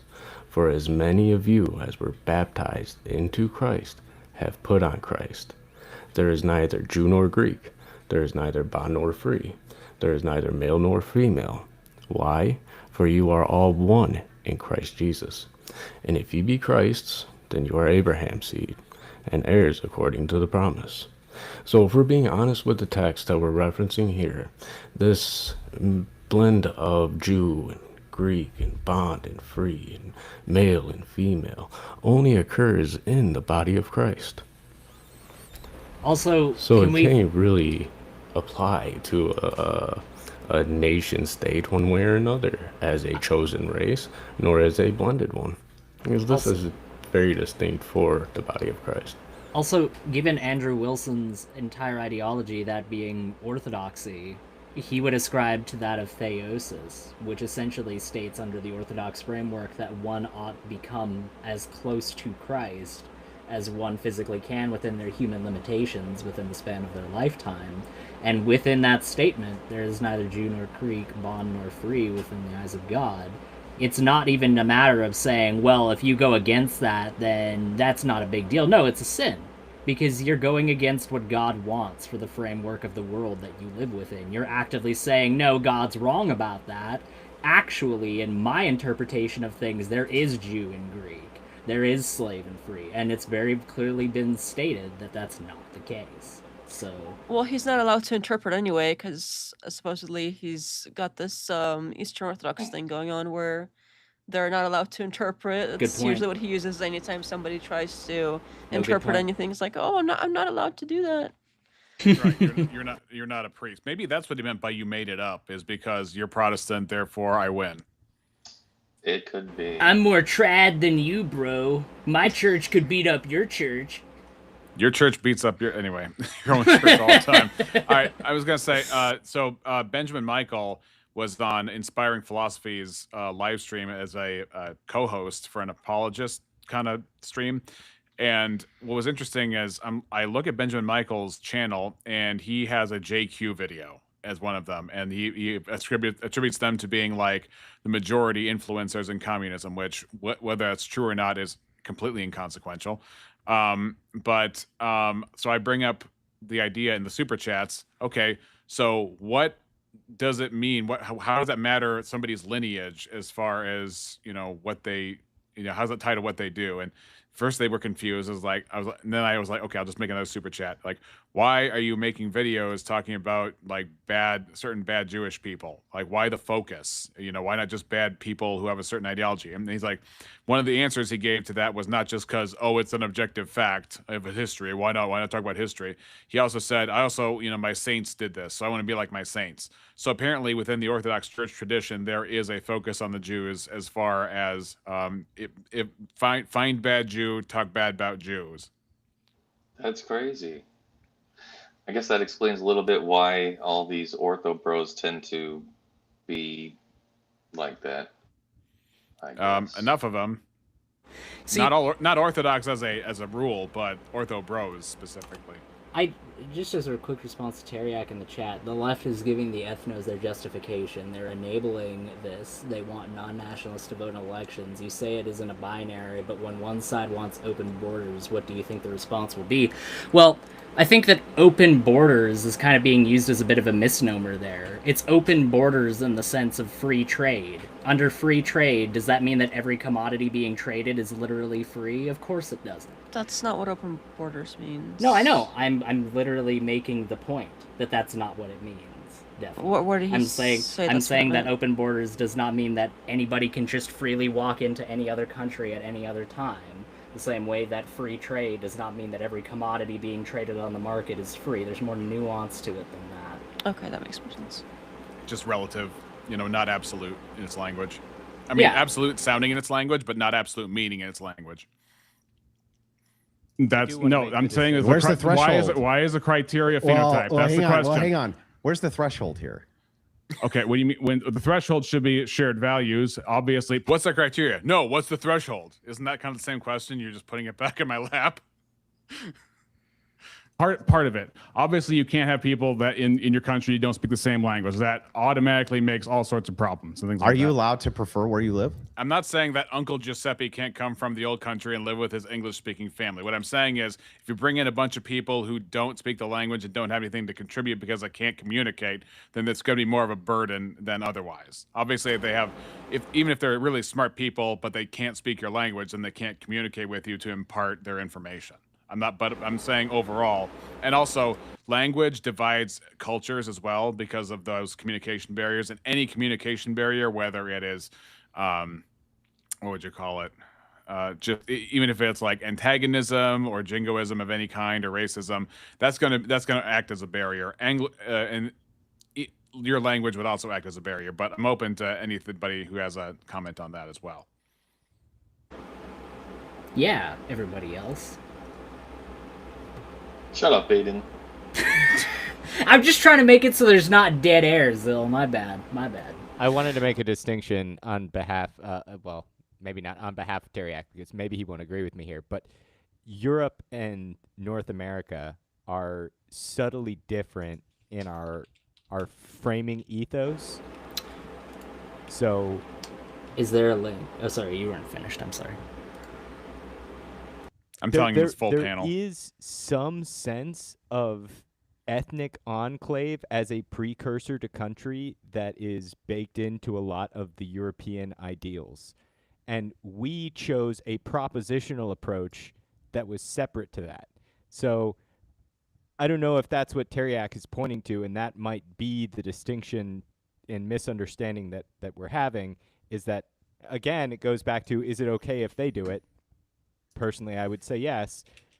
For us, we have always been much more open to basically give us anybody who wants to jump in and give their best in the American game. Yeah, with vetting, right? We vet people coming into the nation. That's an important part, right? I can't really understand people with the open border stuff. I think they try to leave it vague and as a scare tactic, pretty much. Personally, I'm actually open borders. I find the mismatch that goes on here is, as we have an entitlement system that doesn't provide that second layer of interaction that I was pushing toward earlier, which is you wish to assimilate because you wish to economically succeed. That's where my stickler is. Other than that, if you look through American history, like Jefferson would have been anti-borders because that would be against your natural right to travel and, there's a word for this, but interact freely and socially with other people. Yes. Okay, yes. So are you allowed to prefer to live around people who look a certain way and act a certain way? Well, you say allowed. Are you talking about morally or circumstantially? I would say that there is a sliding scale of how far you take that and how far it goes. So, for example, then we're back to the threshold again. Yeah, so the threshold would be, which would be nice if you could just shut up and let me say it. If you think that you have some kind of ontological belonging to people with your phenotype, that doesn't exist. I see. And so now we got to the odd. So that's a mischaracterization of the odd. The Okay. odd here instead is that if a people group, under certain social conditions based on history, ethnicity, various experiences that they have, only want to exist within that people group and they own the land, I don't see how you can tell them who they can or can't have come in. Isn't that just a long roundabout way of saying what I was talking about? Because he's saying certain conditions. He's not naming the conditions. He's just saying, I'm just supposed to like let that go. But if he's saying that there is no implied sense of belonging, and then it's a people who say we have a right to stick together, and they have a justified way, a justified thought pattern that makes it so that we can stick together, and any offense to that, based on race, would be an affront to us. Isn't he then saying that there is an ought that they can establish that and thereby exclude people based on an ought that they have the right to push people out of their society or worse? Hey, is he smuggling that in there? It all hides within the implications, of course, because Andrew is intelligent enough not to overtly say those things. It's all within the implications of what he is advocating for. And what is this right thing? I thought right thing was just like a force situation. So the question really is this country, do they have more men than the other country or not? That's some of the conversation. Right. If I'm an imperialist and I use more force than might makes and force doctrine and blah, blah, blah, it's over. So I don't, now I'm supposed to feel bad for these people after we just did the force doctrine dance. Ridiculous. Yeah, I tend to think that is a hypothetical that might exist kind of in isolation. So like Japan. Like Japan. Japan is like stuck in some kind of way where they're like totally. I don't think they're doing that bad where they have to like have all the spears on the outer rim and like just barely hanging on. I think they're doing all right. Like the situation he gave was certain circumstances by which they're trying to preserve their culture, and it's like, well, getting married might help that, but they don't want to do that. Starting families might do that, but they don't want to do that. So it's not like they're in a position just trying to hold on to their culture. They're just, too scared to do what's necessary to hold on to their culture, I guess. Sounds familiar. Yes. Yeah. Happening in Korea as well. No, not with Christian nationalism. Japan, I already granted to you. With Christian nationalism, you can't have that going on and saying like, well, I'm Christian, but also my phenotype is the gatekeeper for who can come in and out. That is obviously antithetical to the Christian ethic. Well, wait a second. If you had a Christian nation which already existed as being a Christian nation, okay, right? Like an Eastern European nation, for instance, sure. Like let's say Hungary, and Hungary says, we don't want to bring in any immigrants who are other than white. We just don't want to. Our people here don't want to.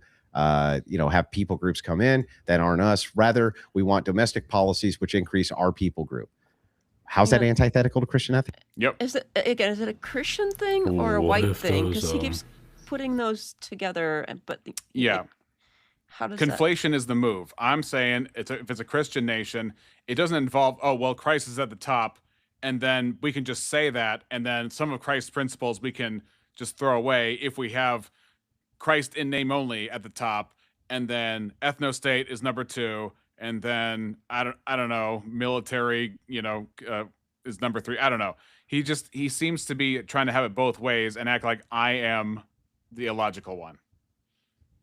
Well, I would have to ask, would these immigrants coming into this Christian nation, would they also be Christian as well? And if so, by what Christian moral standard would this nation have to turn them away? Exactly. Because it couldn't be an the Christian ethno-state, I think, is a contradiction in terms because it qualifies that you necessarily would be of the same lineage. But that goes against everything in the New Testament from Christ and the apostles, as we went over in those passages. So by what moral law would they be justified to break those passages in principle? To prioritize your earthly culture, which is passing away, over your heavenly Father's estate, which should be more like on earth as it is in heaven. So unless you think that everybody's going to be racially caught in their corners in heaven, like shaking spears at each other, you have some weird vision like that, then you're going to have to explain to me how you can still have a Christian ethno-state when Christianity has to do with your spirit and not your skin. Yes, and if a man has the indwelling of the Holy Spirit, then 1 Samuel 16:7 is pretty much a hammer for this case.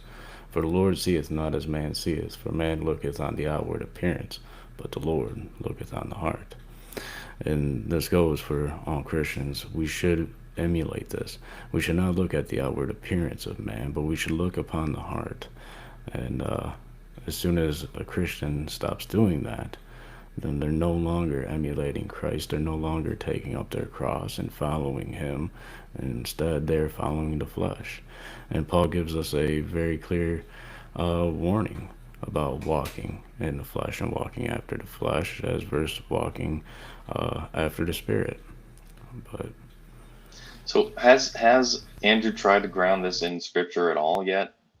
No, he's trying to ground it in, like, I would say free-floating reason. Like, he has a structure of an argument, and he is trying to use the concept of rights without grounding in order to make me feel like the bad guy for imposing on people who just want their precious little ethno-state. Right. He doesn't have a point back to a Christian ethic for this. I think he's just saying, well, what if it's just our preferences, and why is that bad? Is what he loves to do. He's trying to run the liberal argument on me, or his version of the liberal argument on me, and I'm running from a different value set. Because I don't see a reason why I have to accept the notion that it's a Christian nation and having that. For example, we'll go back to the early 1700s with America. We have supposedly, ostensibly a Christian nation in the sense that we have churches everywhere and predominantly the Christian ethic more or less is accepted. Why was George Whitefield kicked out of churches? Why was John Wesley kicked out of churches? Why was Jonathan Edwards kicked out of churches? Well, initially here in this nation, when it comes to the founders, and even pre that, really it was about the English and the French, right? It was the English and the French were the ones who got all the rights more than anybody else, right? Not the Germans, not anybody. It was basically made for Western Europeans is how they were viewing it at the time. But my point is Christianity is not found in the shape of churches or the kind of ethic you somewhat adhere to. Christianity is found out in whether or not you're regenerate, whether or not you believe the gospel. Andrew, what's the gospel? Well, when you're talking about the New Testament, are you asking about the word? Are you asking well, hang on. There's two ways that a person could frame this when they ask what the gospel is. Are you talking about the word of God, or are you asking were these mostly a bunch of letters between bishops and high priests, and this is what we formed to the New Testament? I'll make it super simple. I got stabbed in the back. I have 3 minutes to live. I'm bleeding out. Tell me how I get to heaven. Yeah, it's the acceptance of Jesus Christ, your Lord and Savior. Okay. So when it comes to that, people can say that in word, and that was said throughout churches. Why was George Whitefield's message different? Why was Jonathan Edwards' message different when he says you can't take communion unless you have credible evidence of regeneration? And the churches kicked him out, even though you're not supposed to take communion according to 1 Corinthians 11 if you're taking it unworthily. My point was the focus of Christianity is spiritual. So why were there divisions among a bunch of people from the same group, and yet it was still called Christian at that point? Why were people who were the most influential spiritually in the founding of this nation kicked out of churches, right? Because there was a spiritual lacking there, and it had nothing to do with race. Go ahead, Robin. Yeah, I'm sorry, I didn't mean to interrupt you. I thought you was done. I just wanted to say that, like, I've watched Andrews discuss historical events in our founding, and I feel that he is very ill-informed on any founding information. It's like he has a revisionist, just like his like Doug. They have a very revisionist, ill-informed position on the founding of this nation. Yeah, a lot of Christian nationalists say this is a Christian nation, founded as a Christian nation. What's your response to that, Reacts? I'm sorry, to what? When Christian nationalists want to say this was a Christian nation when it was founded. I would say that it was greatly influenced by actual Christianity from the revivals, from the teachings of Gilbert Tennent, George Whitefield, Jonathan Edwards, John Wesley, and the hymns of his brother Charles Wesley. I think that I think that the First Great Awakening is one of the most neglected, if not hidden, pieces of American history. That was also one of the most influential in terms of why the nation adopted the moral mindset that it did. It was because of Christ, and it wasn't, because there were a lot of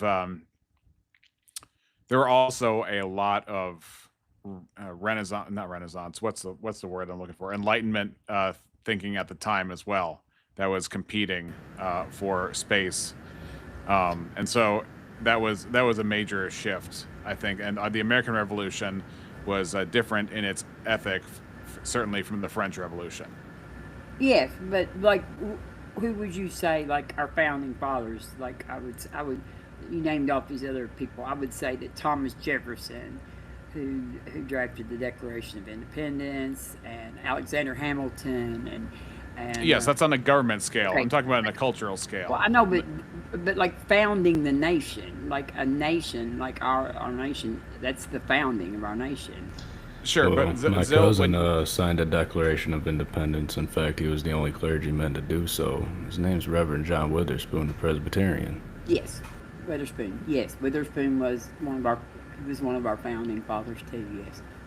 Yeah, and but he was asking about in what sense was it a Christian nation? Would you say it's a Christian nation? The only sense I could say it's a Christian nation would not be governmentally necessarily, Robin. So you and I might actually just agree on this. But I would say in a cultural sense, if you wanted to call it a Christian nation, it would be on the local level, or it would be on the cultural level. It would not have been on the governmental level per se, because it was not intended to be a theocracy.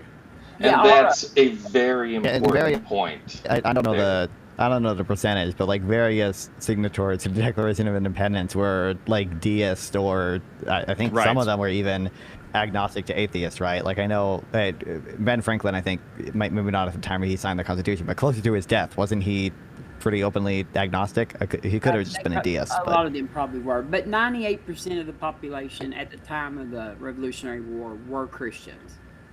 Right, 98%. Like I've had this debate before, so yeah, 98% of the population. Right, so the citizens might have been, but the important part is saying the government was not a theocracy.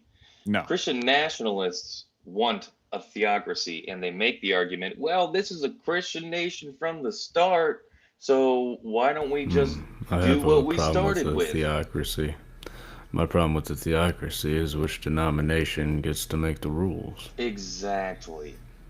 And then how do you stop an opposing theocracy from taking over? And then Sharia law, how do you stop that? Well, you see, that was a part of the debate that the founders actually had back in the day. And it's what spurred Thomas Jefferson to write a letter to a certain Baptist church where he actually mentioned word for word the separation of church and state. It wasn't so much as keeping the church out of the state, but the Baptist pastor, he was concerned that the state would force his congregation into accepting a doctrine or a confessional that he himself cannot teach. For example, most of your Baptists are Credo Baptists.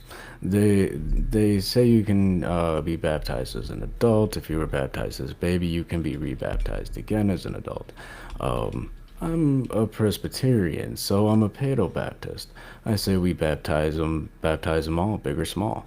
And when we dunk a baby, well, we don't really dunk the babies anymore. Sprinkle a little water. But when we baptize a baby, the baptism is good for the rest of their life. So there would be that little difference. Now, if the Baptist pastor was forced to baptize babies, it'd be hard for them. Sorry, Rev. I just want to let Teriak know, when we get the video over, you and Aiden can have your death match. How about that? Oh boy. Rev, I'm sorry, I interrupted. Go ahead and summarize your point again, and I'm going to hit the play button on the video. Oh, no problem. So it'd be a violation of a Baptist pastor's conscience if the state government adopted Presbyterianism in the Westminster Confession of Faith as its theocratical standard. Then the Baptist pastor would then have to baptize babies that would go against his conscience, and you see how that kind of spirals out of control. That was the main concern among your Baptists, your Methodists, your Presbyterians, and a lot of your denominations that popped up over here in the colonies. So right, and Christians can still affect legislation by voting. Okay. Here we go. So you're talking about this idea of prioritization. So if you ask me what's the most important thing here, of course, that's the most important thing. But there's also subcategories underneath that are still important to Christian ethics. All right. There still are other things too. But if you ask, you have 3 minutes to live, what do you do? What else could you do? Right. So nothing.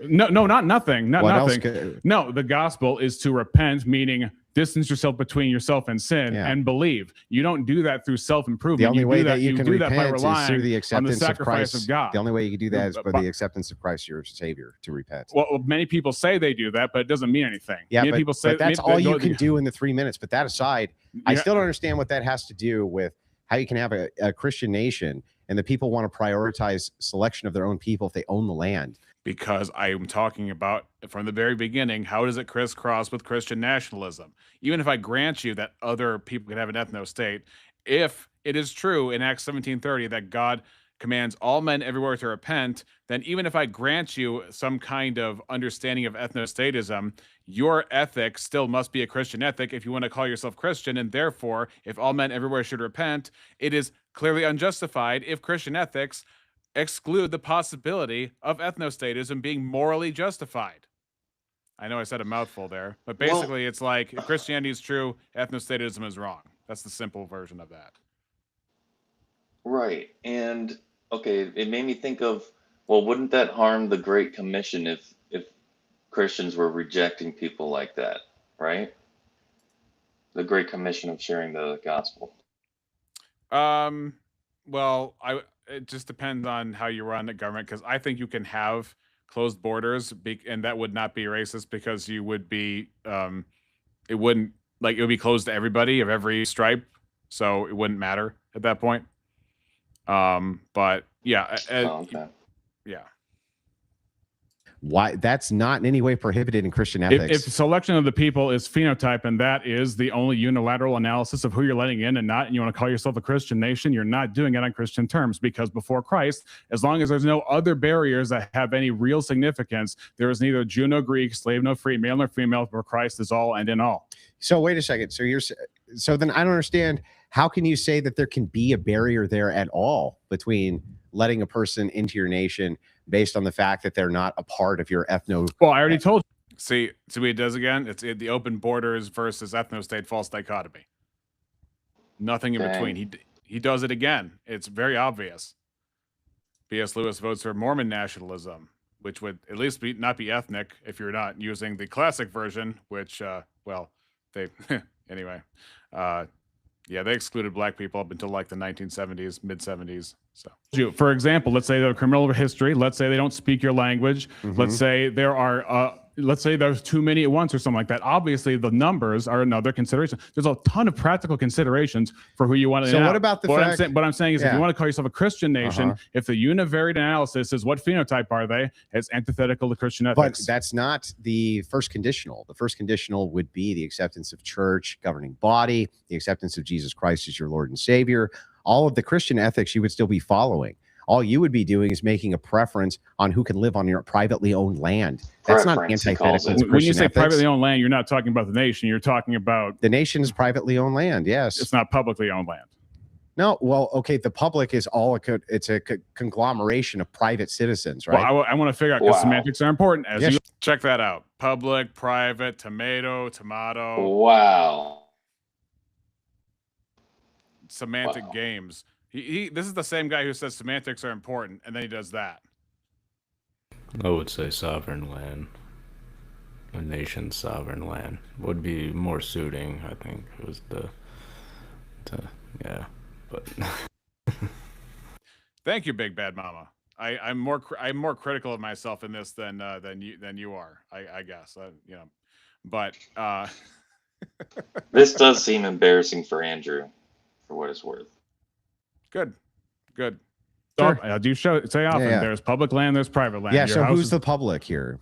So when I hear public, I think of government-owned land. Is that what you're talking about? Well, yeah, but government is the conditional of the people who empower them. Right? Well, you're talking. Is this not collectivist language? Like, what would he have to say to a communist that they're saying public, private? You know, it's all fuzzy, it's all gray. Who knows? Well, a lot of his stuff is very like commie coded. Not even the not one step back thing. Just setting that aside, even his like force doctrine is very commie coded. It's very like, oh, if you get together in a collective of men all get together as a collective against a collective of women all get together, and then they all go to war. Like it's everything is dependent on collective everything. His whole shtick. That is true. That is the thread that seems to needle all this together. Is like the people decide, the people decide, the people decide, and it's like, okay, but that can't be the cornerstone of what is true and right just because it's popular. Isn't that classic ad populum at its core?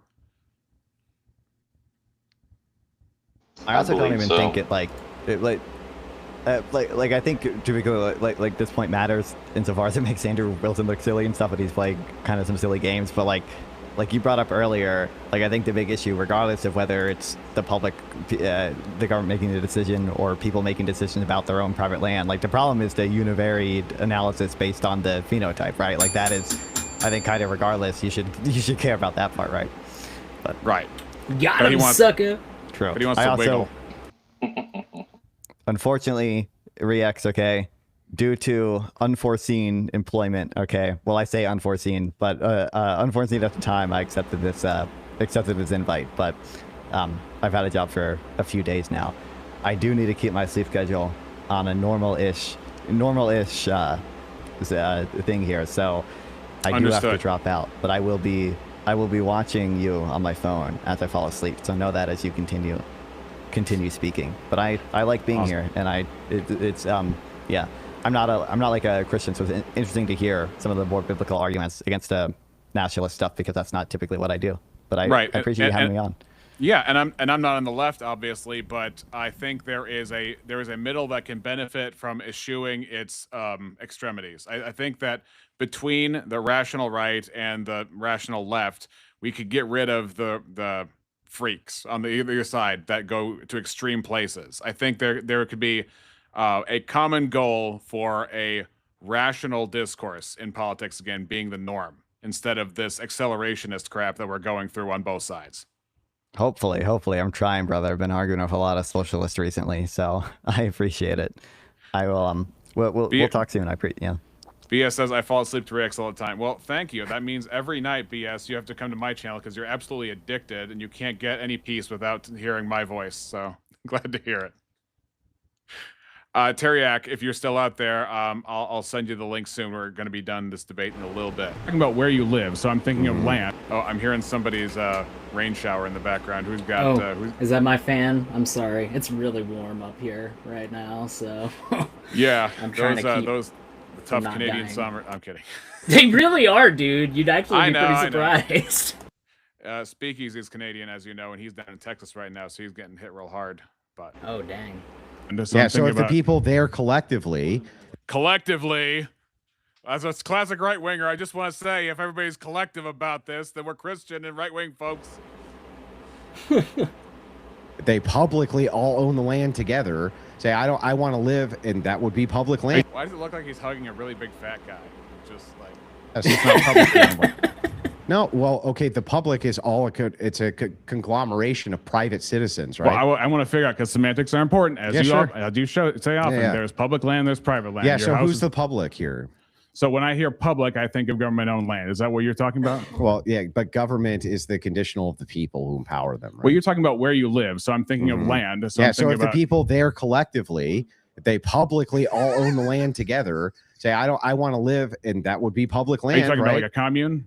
No, it's just case use of a nation. If it's public No! land, I own it I'm and talking you about own a it. commune, just with a different name. Right. I'm talking about where public is private and private is public, but it's not a commune. Wait Don't a minute, get all crazy. Are you talking about a car? No, you fool! I'm talking about a four-wheeled vehicle with a combustion engine at the heart of it. What are you talking about? It's not a car. Is my house and the land it's sitting on that I own debt free? Is that public land to him? That's a good I'm not question. sure. I hope not. But that's the funny thing is he tries to flip me on that later, as if his position was my position. It's really devious, actually. I own it and you own it. What's yours is mine, and what's mine is ours. Yeah. Kumbaya, my lord. Kumbaya. I believe he's a communist. Right. That's why the Crucible has got the big C in red. You know, it's the Kremlinist here. The Kremlin. Anyway. If it's public, I'm trying to find the relevance between. Can you that answer the and, question? If it's public land, I own it and you own it. Sure. Okay, so if it's public land, I own it and you own it, and then collectively the people of this land say we don't want anybody else on it except us, right? The people who own the land are still making that declaration. They can make that declaration, but you can't intersect that with Christian nationalism. You haven't actually made a case for why. They're not even prioritizing based on anything other than. So then you can't choose your neighbors on your own land. See, he did it again. No, you cannot choose your neighbors on your own land. Terribly sorry, if it's public, but you cannot. I can choose my neighbors if I pull out a shotgun and tell everybody I'm crazy, then everybody moves away. I guess you can call that choosing your neighbors, but nobody actually chooses who lives next to them. It's not like a drag and drop. I'm sure the Hatfield McCoys would have even chosen your neighbors differently. It's not like where you're you able want to to live, like pick your neighbor. Like I say, I want to live. You know, I want these neighbors, so I'm gonna go buy a house there. But nobody lives on public land. We don't live on public land unless you're like a squatter in the park system or something. Yeah, but even if you move somewhere, those people can move away, and different people can move in next door, and then you're. And there goes the neighborhood again. Yep. Yeah. There goes.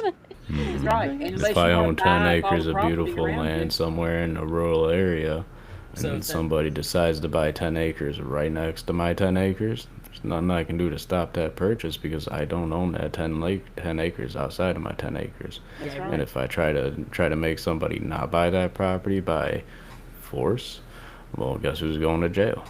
Yeah, I really don't get the distinction about him saying, well, you don't get to choose your neighbors on your own land in a public setting when it's equally true in a private setting. It just doesn't really make a lot of sense as a criticism.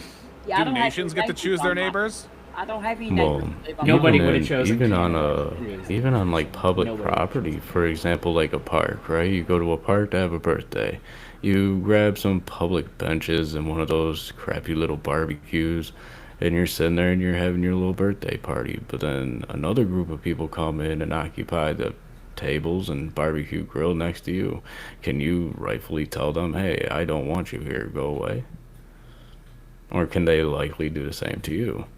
Not really. I think then the cops get called. See what I'm saying? Can you imagine like going in the neighborhood, shoving people on the ground and being like, I'm choosing my neighbors? Force doctrine! Yeah. America with just me. I want to point out something about his argument going on here. He does this thing quite frequently where he says, well, if everybody just votes for a thing, does that make it okay? And that's somehow a ridicule of liberalism. And now what is he saying? He's saying, well, if we all vote to just be white people, isn't that okay? That's a good point. It's actually a pretty good point right there. He's absolutely interspersing those two things with each other and only applying it when it's convenient to his worldview. Right. The will of the people is absolute unless the Democrats are in charge, in which case, you know, now they're wrong, and I'm going to make value claims. No, that's only the other people that do that re-examination. Nuh-uh. That's why I hate the "it's not bad when Christians do it" argument. Missing Mod says Andrew Wilson was Andy Dick busy. Andy Dick. That's pretty good. I would actually like to see Andy Dick argue force doctrine and see if he can make it convincing. There's a difference between saying I'm not letting you in because I have practical reasons, and I'm not letting you in because you're not my phenotype. What if the practical reason is that based on whatever I think your phenotype is, it's going to cause problems inside of my community? What if whatever your phenotype is makes me want to beat you up? How about that, huh? Get out of my neighborhood. Where does this end? That's such a slippery slope argument. At what point does that logic end? It's populism. It doesn't have to end. It's just enough so that he can get people who don't think past their first two steps to jump in behind them, and then you get a demagogue. That's all it is. Well, if you want a true Christian nationalist theocratical state, then the notion of there being a single phenotype immediately goes out the window. And instead, there's a strong division painted. Those who are in Christ and those who are not. And that is not distinguished by phenotype. That's distinguished by confession of faith. So to portray any kind of theocratical nation built on Christianity as one that would select a certain race of people, it doesn't make sense. You're basically building a bike with cheese wheels. Yeah, the entirety of his position is, well, the Bible doesn't say anything against that, when re-examination literally quoted a part of the Bible that directly goes against that, to which his response is basically, well, that's made up. I definitely am not going. I do not want him to be my neighbor on my land. For sure. No, he'll be your roommate, Robin. He's like, I'm moving in. I hope you smoke or like smoke. I would smoke him all right. I would smoke him all right. Now, Robin. Oh my gosh.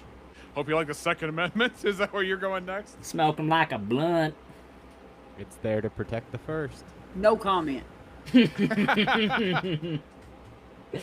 And by the way, Aiden, for your enjoyment, I'm reaching out to Teriak to see if he wants to join the panel once the movie's over. Neat. So. Let me just put this out there right now at the very onset of the conversation, because I'm sure you're listening, Teriak. I'm not gonna go round robin with you and have you gish gallop on a whole bunch of nonsense. I asked you a very simple question in the side chat, and you, for the life of you, could not answer that question. So if you can't answer the question with me on panel, I'm gonna give you the same treatment I did in the side chat. There you go. I let you know ahead of time, so you can't cry about it. All right. Here we go. Well, that's unchristian. It's stupid, because if there's no Jew, no Greek, slave, no free, male nor female, Christ is all in all. Yeah, you keep repeating this road, but it's illogical what you're saying. It makes no sense. Tell that to God. The second you say that literally.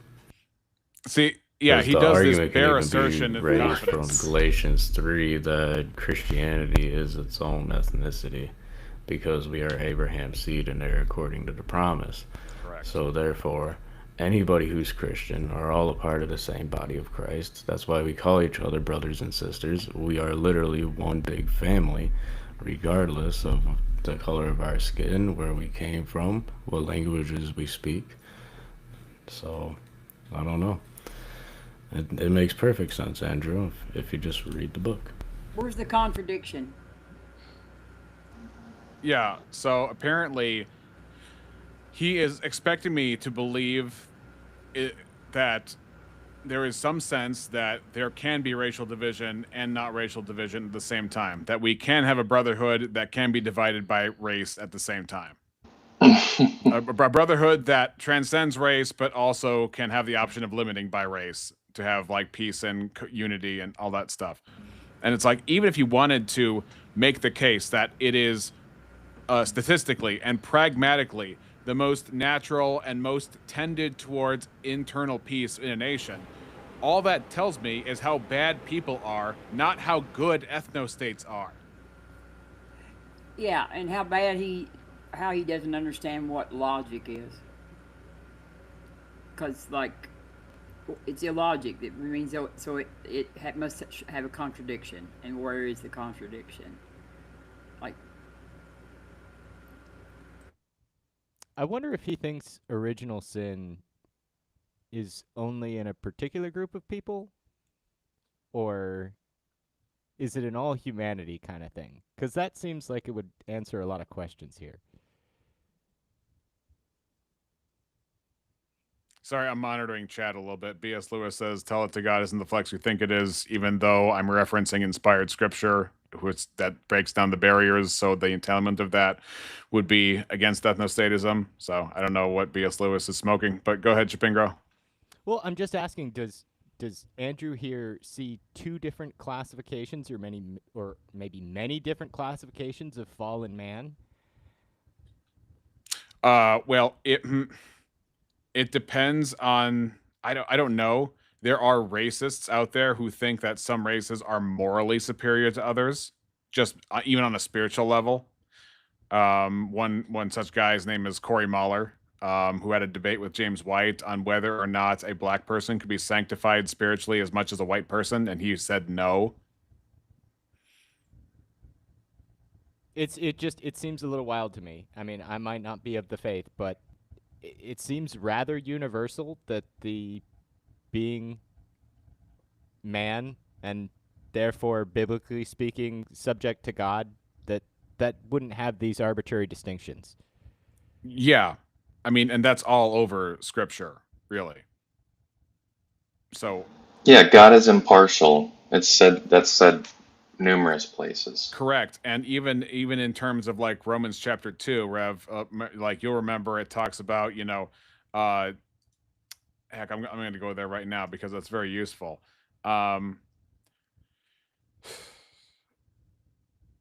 According to what I've read on the concept of original sin in Eastern Orthodoxy, they usually call it ancestral sin rather than original sin.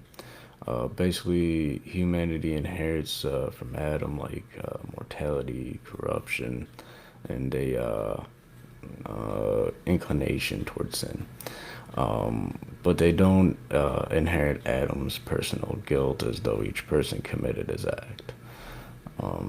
So it's a little different.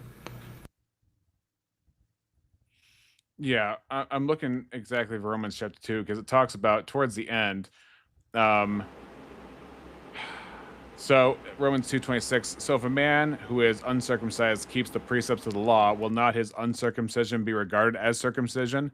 And then he who is physically uncircumcised but keeps the law will condemn you who have the written code and the circumcision but break the law. For no one is a Jew who is merely one outwardly, nor is circumcision outward and physical, but a Jew is one inward, and circumcision is a matter of the heart by the Spirit, not by the letter. His praise is not from man, but from God. And so what the point of there is, there were certain distinctives that God gave to the Jewish people, like circumcision as a sign, as a signature of like pointing to his spiritual truth of being set apart, having the flesh cut away, having the parts exposed to be more sensitive, like taking away a heart of stone and taking away a heart of flesh. It talks about in Ezekiel. And the idea here is, the point was not the outward physical acts. The point was the spiritual truth of God renewing a person. And the person, even if they didn't have all the outward acts set out, the point was their actual heart towards God. And so if the point is the actual heart towards God, then it doesn't matter if you're Jewish or not, but if you sin, if you live in sin, even though you keep some outward precepts, that doesn't matter. That your outward precepts doesn't matter. God's looking at the heart, as Reb said earlier. So the second you say you can't select who your neighbor is on private property, you have last word. And then you move it over to public property, I bet you fucking select who your neighbor is. I'm just saying. I live in an apartment, so no. Yeah, but I mean, if you had private land, I just want to let you know that I'm going to come live there for free. Cool. It's happening. All right. And as was already pointed out, as was already pointed out earlier, the moment that you have control over your neighbors and who they are vanishes the second they decide they don't want to live on that land anymore and somebody else moves in their place. So even then, unless you have some sort of agreement with those neighbors or some sort of contract in some alternate universe that states that they're serfs and they're bound to that land and just can't leave, then yeah, you absolutely are open to having new neighbors. There's no way of getting out of that in the modern day and age. Sorry to say, Andrew. Yeah, his argument made no sense. I still don't understand what he's saying. Like, what public land? We don't live on public land. Well, if it's public, that means everybody owns it, which makes it private because everybody owns it, right?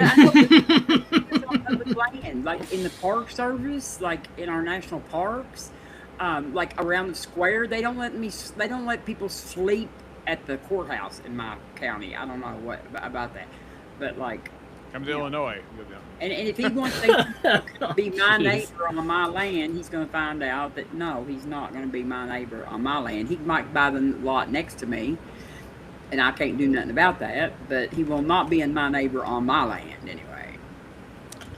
Could you imagine Mr. Wilson's neighborhood?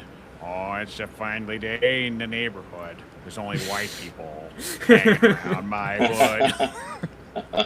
All right.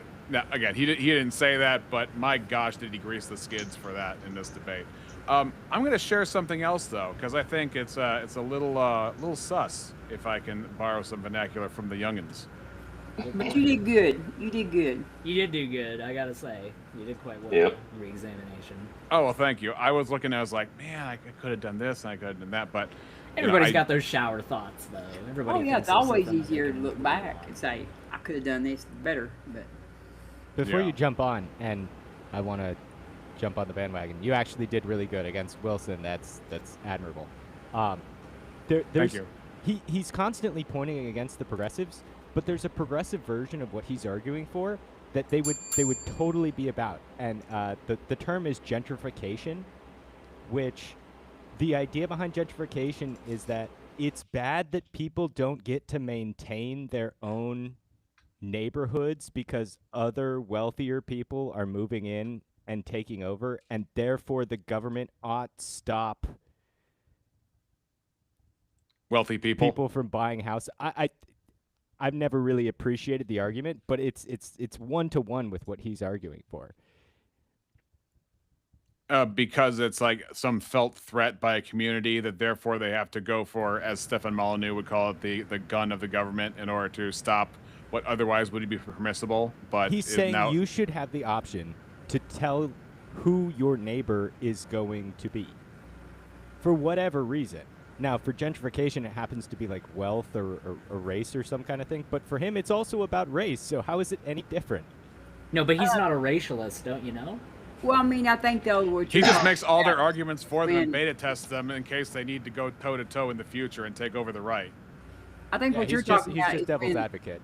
I think you're talking about though when like corporations and people like that are able to buy properties in residential areas. No. Right?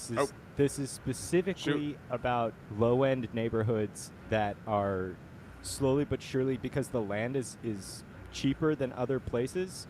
Wealthier people that are moving into like metropolitan areas are buying up these properties, and because the property value goes up, it puts the tax load on the people who used to be there higher. So the argument is they're being taxed out of their own houses because they don't have the say over who's moving in.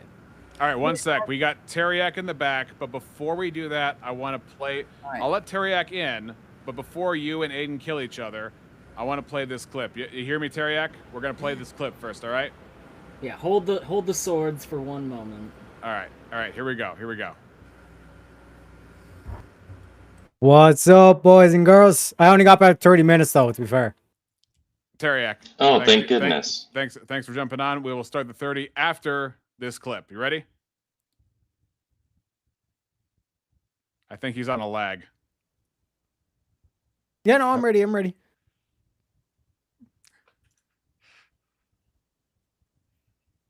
Are we supposed to hear something?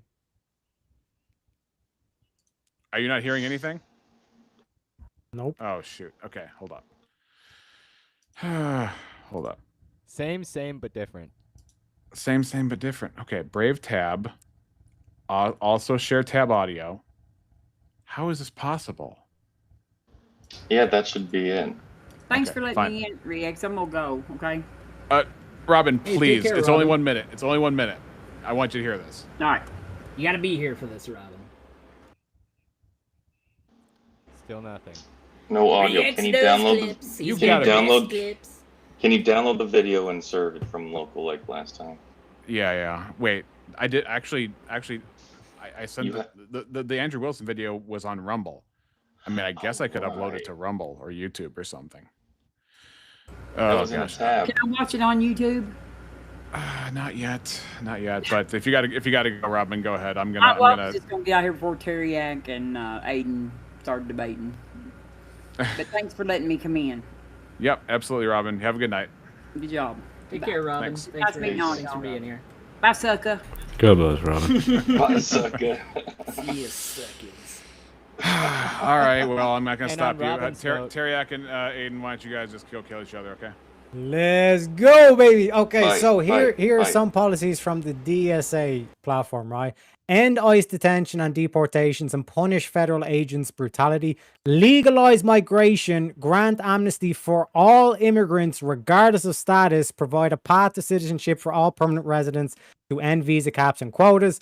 And then democracy for all, where it's extend voting rights to all permanent U.S. residents and restore the right to vote for incarcerated people and people with criminal convictions. Establish statehood for Washington, D.C. and recognize the right to self-determination for all U.S. territories and colonies. Expand and protect voting rights to end voter suppression, right?